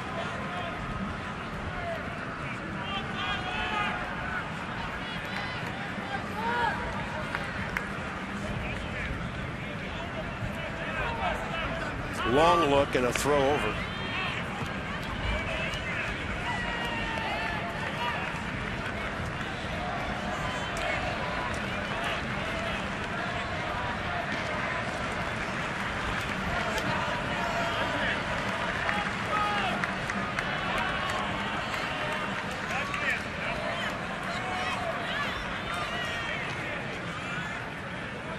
Crawford started, then stopped, and he can walk to second base now.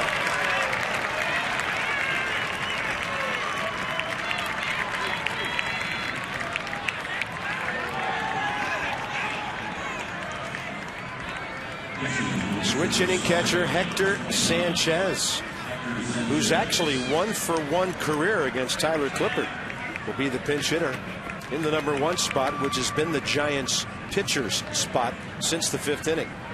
They're hitting .216 left-handed this year, just 8 for 37, and 1 for 8 right-handed, 125.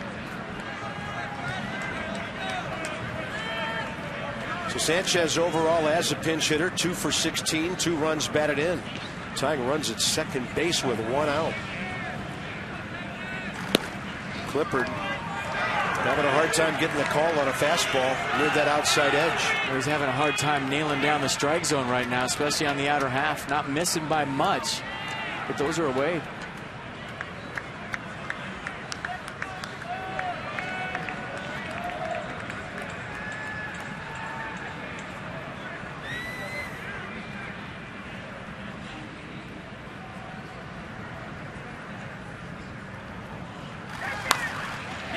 Ground ball, LaRoche, and he couldn't get it out of his glove to make a throw to short. He'll settle for the 3-1 as 2 runners move up. Well, now you got to face the man of the day, Joaquin Arias, who is working on a 4-for-4 night. Doubled his first time up, singled his second, third, and fourth times.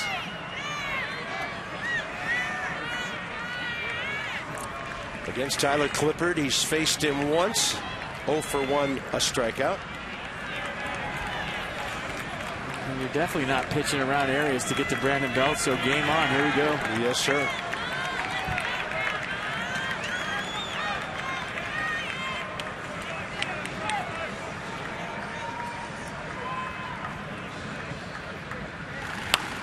He will pop him up on the first pitch. Had him reaching with a changeup. Rendon puts it away, and that's a huge out. Worth Desmond LaRoche. Nats would love an add-on run or two.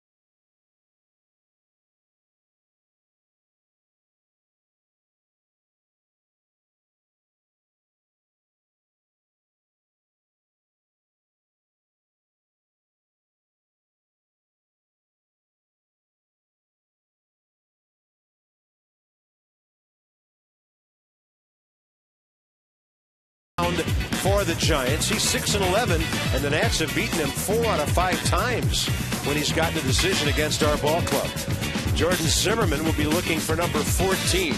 The Nats are 11-3 in his 14 starts in this ballpark. 6:30, Johnny and Ray here at the Yard. Nats Extra. 7:05, we join you from the booth. Jordan Zimmerman goes to work at 7:05. Game 2 tomorrow night.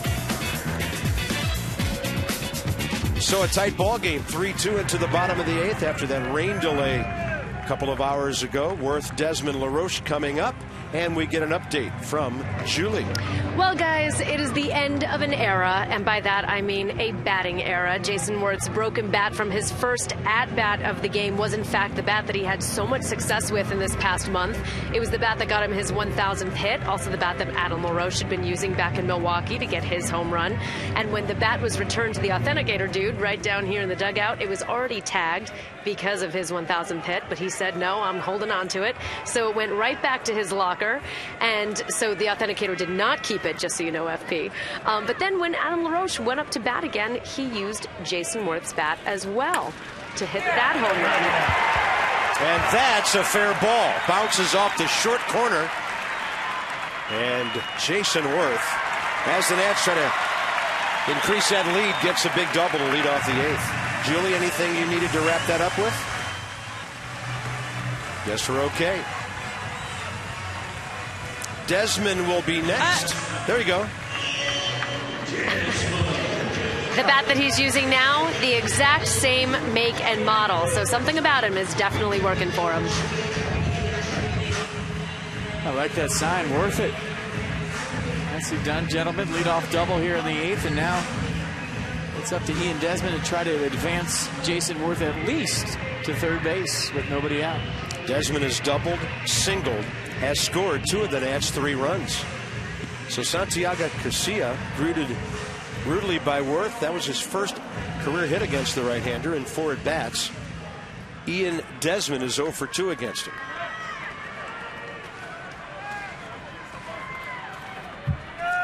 Sandoval on the grass at third. Desmond will pull it by him. Worth will have to stay, and Ian Desmond gets a base hit. And Brandon Belt, seeing what was happening there, came way off that bag to keep that from being a bad hop for him. That's a pretty good read by Jason Worth. And obviously, you don't want to go on a ball hit to your right, but sometimes on a chopper, you think about advancing. Meaning you could beat the third baseman to third based on the speed of the ball. But I think if he goes right here, Sandoval has a chance to scramble back to the base. And it gives Crawford an easy chance to go to third. Let's see if Sandoval could have got back. Yeah, maybe. So the fact that Worth held forced Crawford to go across, and it got Ian Desmond an infield single. Good base running. Yeah, first and second, nobody out here. Adam LaRoche 0 for 1 with 2 walks against Casilla, and things are happening quickly against this right-hander. Worth attacked him early. Ian Desmond, by the way, 3 for 4 tonight. And LaRoche already possesses the big blow of this game.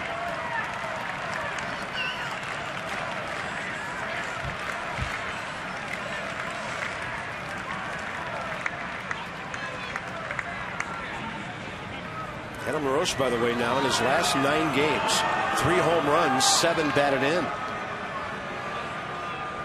And he's 10 for 30. So he's hot again. He's streaky. There's no doubt about that. We found that out the last 2 years. When he's hot, he could put a ball club on his back for a month. Good take. Counts even, 1-1.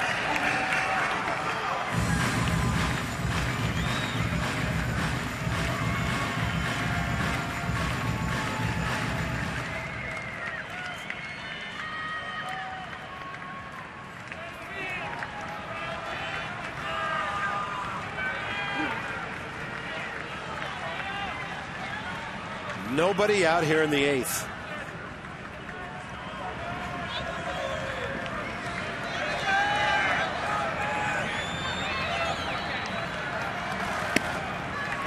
Off speed, stays outside.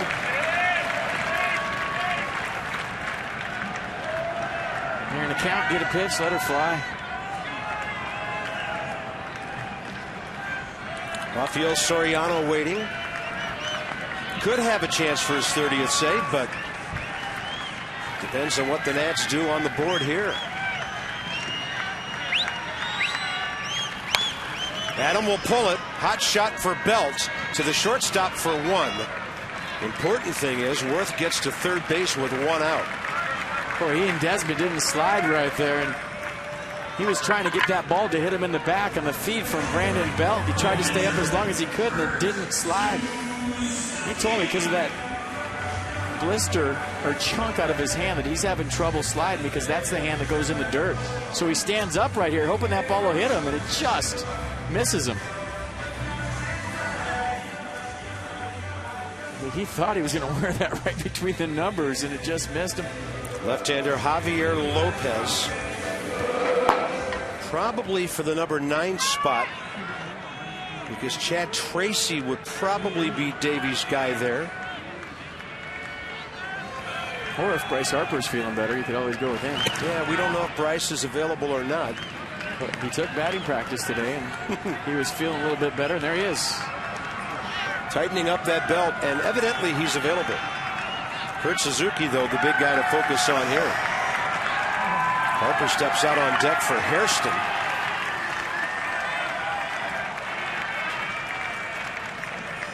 And Casilla behind Suzuki.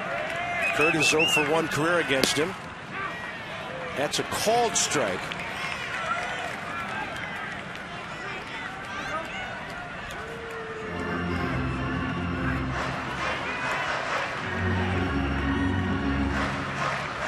I'll tell you what, you talk to Giants people, and the defense has been making a lot of errors late, crucial errors. And when you watch the tempo just tonight of the Giants relievers, you know, maybe that's a reason why. Everybody that's coming in this game for the Giants, very deliberate, taking their time between pitches, taking their time getting a sign. And Suzuki will take one low, 2-1. I'll get a defense on its heels every single time. Yeah, the Giants on a percentage basis, second worst defensive team in the league to Milwaukee. Pittsburgh, the Dodgers, and the Brewers have made more errors than the Giants. I mean, whenever you get a pitcher that walks 4 steps onto the grass to get the ball back from the catcher, then he walks on the back of the mound to get the rosin. I mean, as an infielder, you're getting antsy. Your thoughts start to wander. You get on your heels, and then you look in for 10, 15 seconds to get a sign. It's tough to make a play. And Suzuki tries to hit one into the outfield, looking for the second RBI by a Nats catcher tonight. Ramos got one earlier. And we're hoping that Wilson Ramos just got shut down because of that one trip down the bag and first baseline, and then the rain delay. Hopefully nothing bad there. Suzuki took over after the delay to catch the Nats bullpen since the 5th inning. So the count's 2-2. Outfield way around to the right for Kurt.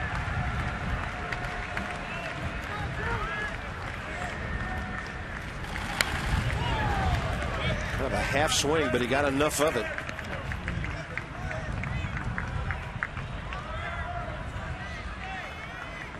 Third base Worth, first base LaRoche.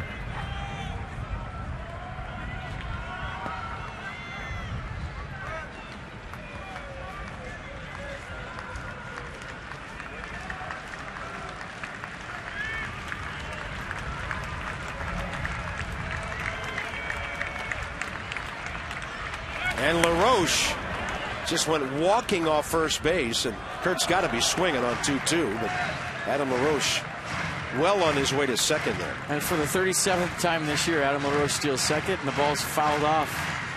He'd be up there among the league leaders. An ambush steal right there. Kurt Suzuki in battle mode, trying to pick up this extra run right here for the Nationals. Runner on third, less than 2. Had to commit, but LaRoche had another humongous jump at first base. That's what happens when you attempt 95% of your stolen bases with two strikes. Holding this time. And Suzuki will lift one to right. This will be interesting. Hunter Pence has a good arm. Worth's a great base runner. Here he comes, and he will score. The Nats lead 4-2. And Washington has 2 RBIs from different catchers tonight. What a great at-bat by Kurt Suzuki. He come off the bench. You haven't been playing a whole lot. Wilson Ramos, I believe, has started the last 8 games in a row.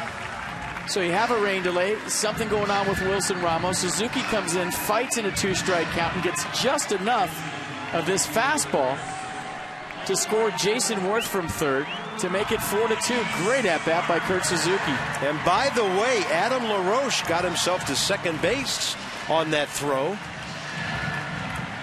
We saw the Giants weren't cutting it off. It was going to go through. Now they're going to walk Harper. And they'll pitch to Chad Tracy. Bryce batting for Scott Hairston. So maybe that move by LaRoche to tag up and get to second took the bat out of Bryce Harper's hands. But you're not thinking about that when you're on first. You're thinking about getting in a scoring position. And I just can't tell you enough about that at-bat from Suzuki. It is so hard as a bench player when you don't play for 6, 7, 8 days to go in there and do anything productive. And when you look at the numbers for Suzuki on the year, obviously not where he wants them. But every single time he's in there, he contributes some way, whether it's a 7-8 pitch walk, whether he's riding a winner behind the plate, and tonight getting in there and battling in a 2-strike count, throwing it out there far enough to score Jason Worth. Not easy.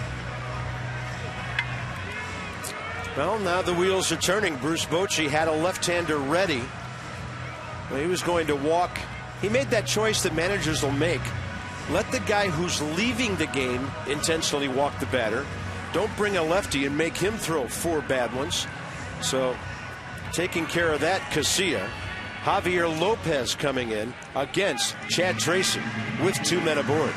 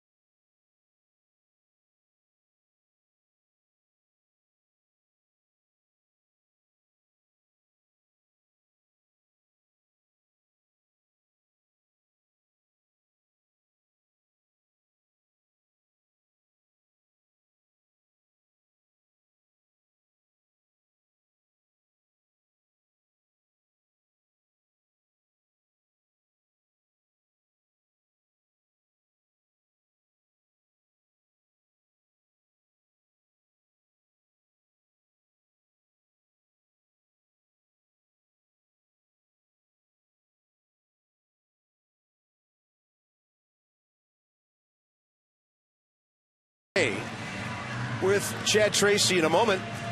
Plenty of daytime baseball on Masson over the next 2 days for the Nats and the Orioles. And so the Mid-Atlantic Sports Report returns Friday, 5 to 7. Keith Mills, Dave Johnson, Phil Wood. And if you missed today's show, you missed Giants manager Bruce Bochy talking about how tough it is to get to the postseason in consecutive years. So Mid-Atlantic Sports Report back Friday. Chad Tracy, Javier Lopez. Tracy against him, 0 for 2 career. And, of course, Lopez, a local product from Robinson High School in Fairfax. And he was a Virginia Cavalier who was a great two-way player, pitcher and position player. Good hitter. 51st appearance. Check out the ERA, sparkling, 2.25. Lefties with a rough go, 176 against the fastball slider combination. Drop down guy. An occasional cutter in there and a changeup.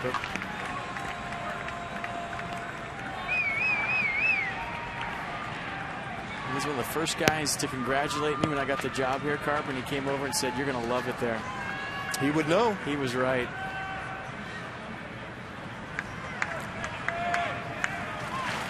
Plus, he had an understanding of what it would be like to work with me. He graduated from Virginia with a degree in psychology. Great guy, man. He really is. Hard to believe Javier's 36 years of age now. Just had a birthday. 1 ball and 2 strikes to Chad Tracy.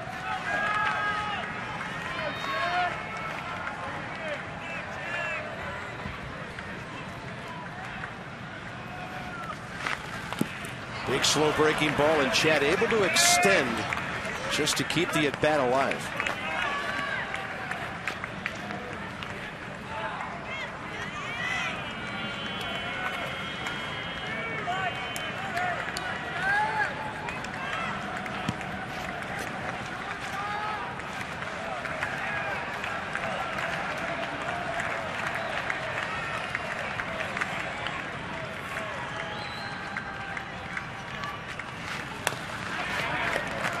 Tough, good AB going right here.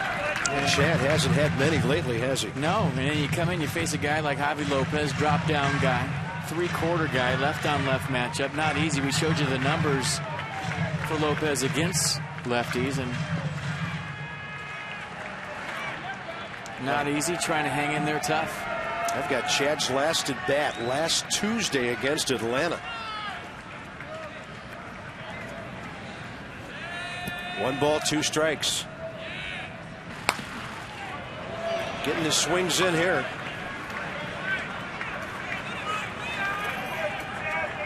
I think whenever you face a sidearm guy like Lopez, the first thing you do is pick up the release point. Even if you faced him 10, 15 at-bats throughout your career, every guy's got a different release point like this. First thing you're looking for is the window the ball's coming out of, and then you go to work.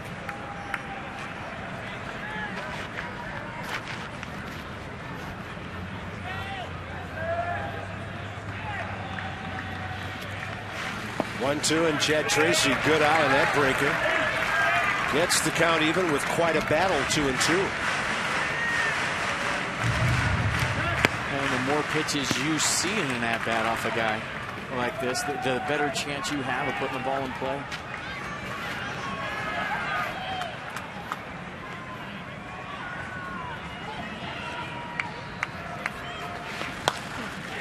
He puts it in play down to Brandon Belt. But the Nats pick up a big run. Suzuki the RBI. Soriano looking for number 30. 2-run lead to protect.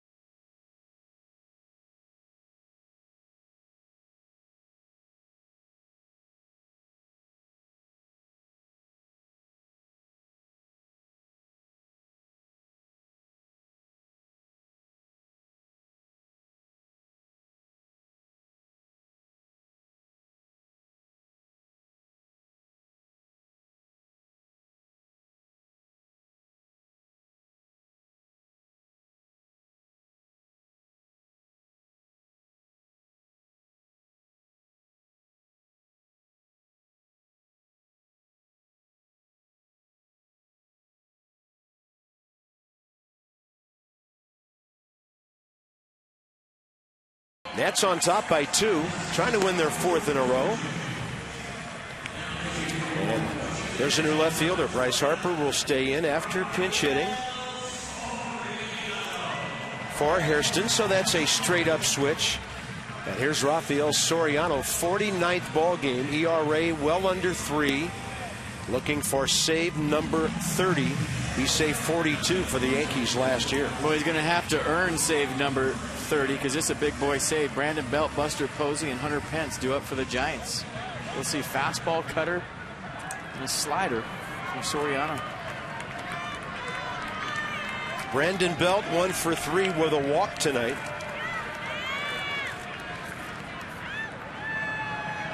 And against Rafael Soriano, career 0 for 1.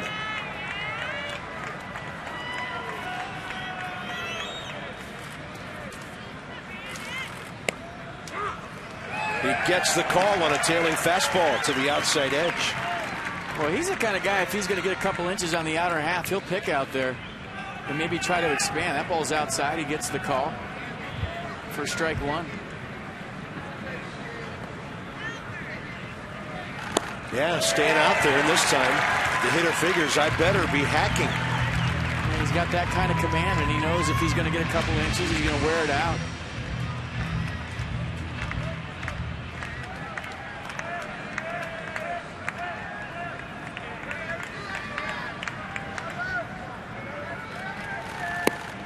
And he threw him a slider over but low. Well, show me slider, get back to that heater on the outer half, probably.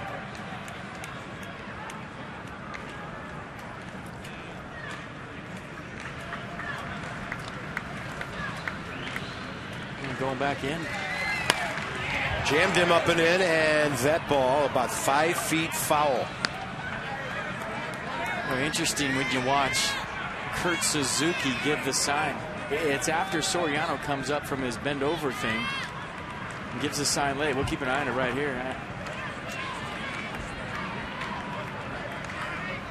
So Soriano bends over. You think you get the sign before he starts, but watch. Bends over, gets right to here. There's the sign, shake. Here we go.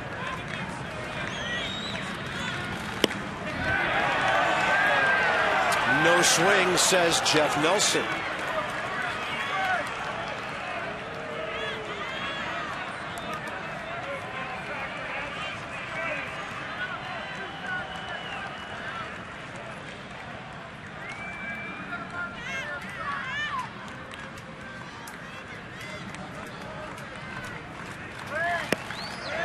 And now Brandon Belt laying off that fastball away.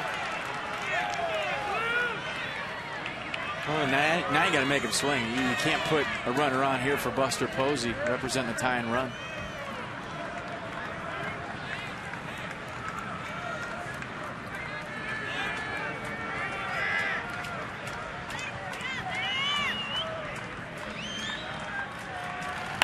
On a pitch up, fly ball left field. Bryce Harper tracking it right near the line for the very important first out.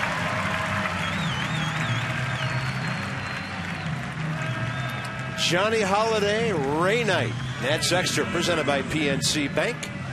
When this one's over.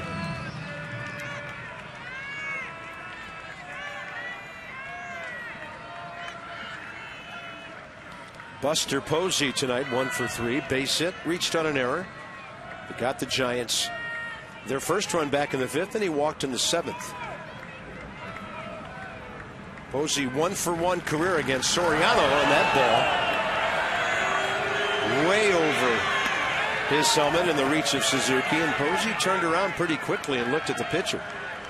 I don't know why you would want to do something for a pitch like that in a ball game like this. Well, I don't know if there's history there or not. Took a look back, didn't he? Yeah, took a little look back at Soriano. He looked at his hand and said, "My bad."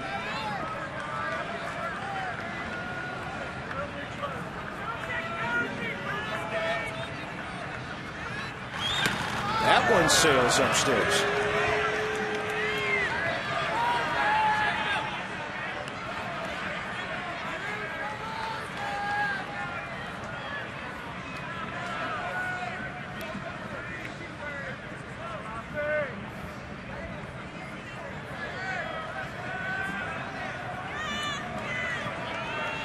I don't know how comfortable I'd feel if I was Buster Posey on this 2-0 pitch.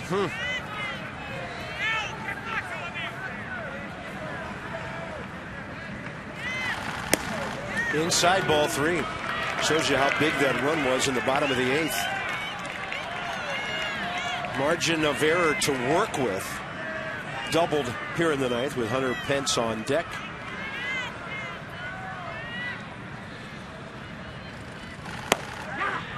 And the 90 right down the middle, 3-1.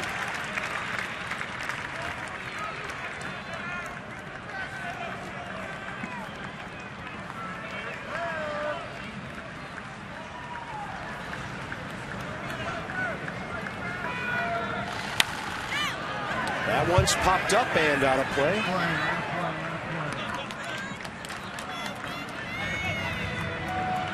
Well, 3-0 to a 3-2 count. Nice job giving that ball to the young man. Look at that. A hug from your sister. Fantastic night. That's why he stayed to the end right there. Well done, sir. Well, it's tough with the Metro and the last train, but you just never know what's going to happen. Yeah, people with cars and bikes still with us. 3-2 pitch. Ground ball. Ryan Zimmerman to his left. Fires it over to LaRoche. 2 down.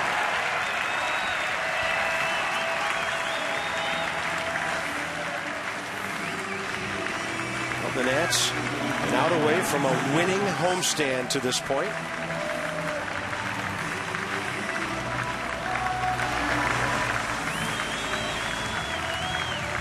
Soriano and Hunter Pence, who is 1 for 4 against him. Base hit, RBI tonight for Pence, who's driven in 56. Nats trying to even the season series with the Giants at 2 games apiece. And Pence hacks one out to center. Dinard's span is there, and it's 4 in a row for the Nats. Took a while and worth every raindrop and every minute. Yeah, they take him any weight and get him this time of the season, but great job by the Nationals bullpen picking up Gio Gonzalez. Got just enough runs to, like you said, win 4 in a row. Big win here tonight. The Giants, by the way, stranding 12 base runners in this one. So the Nats take care of business 4 in a row.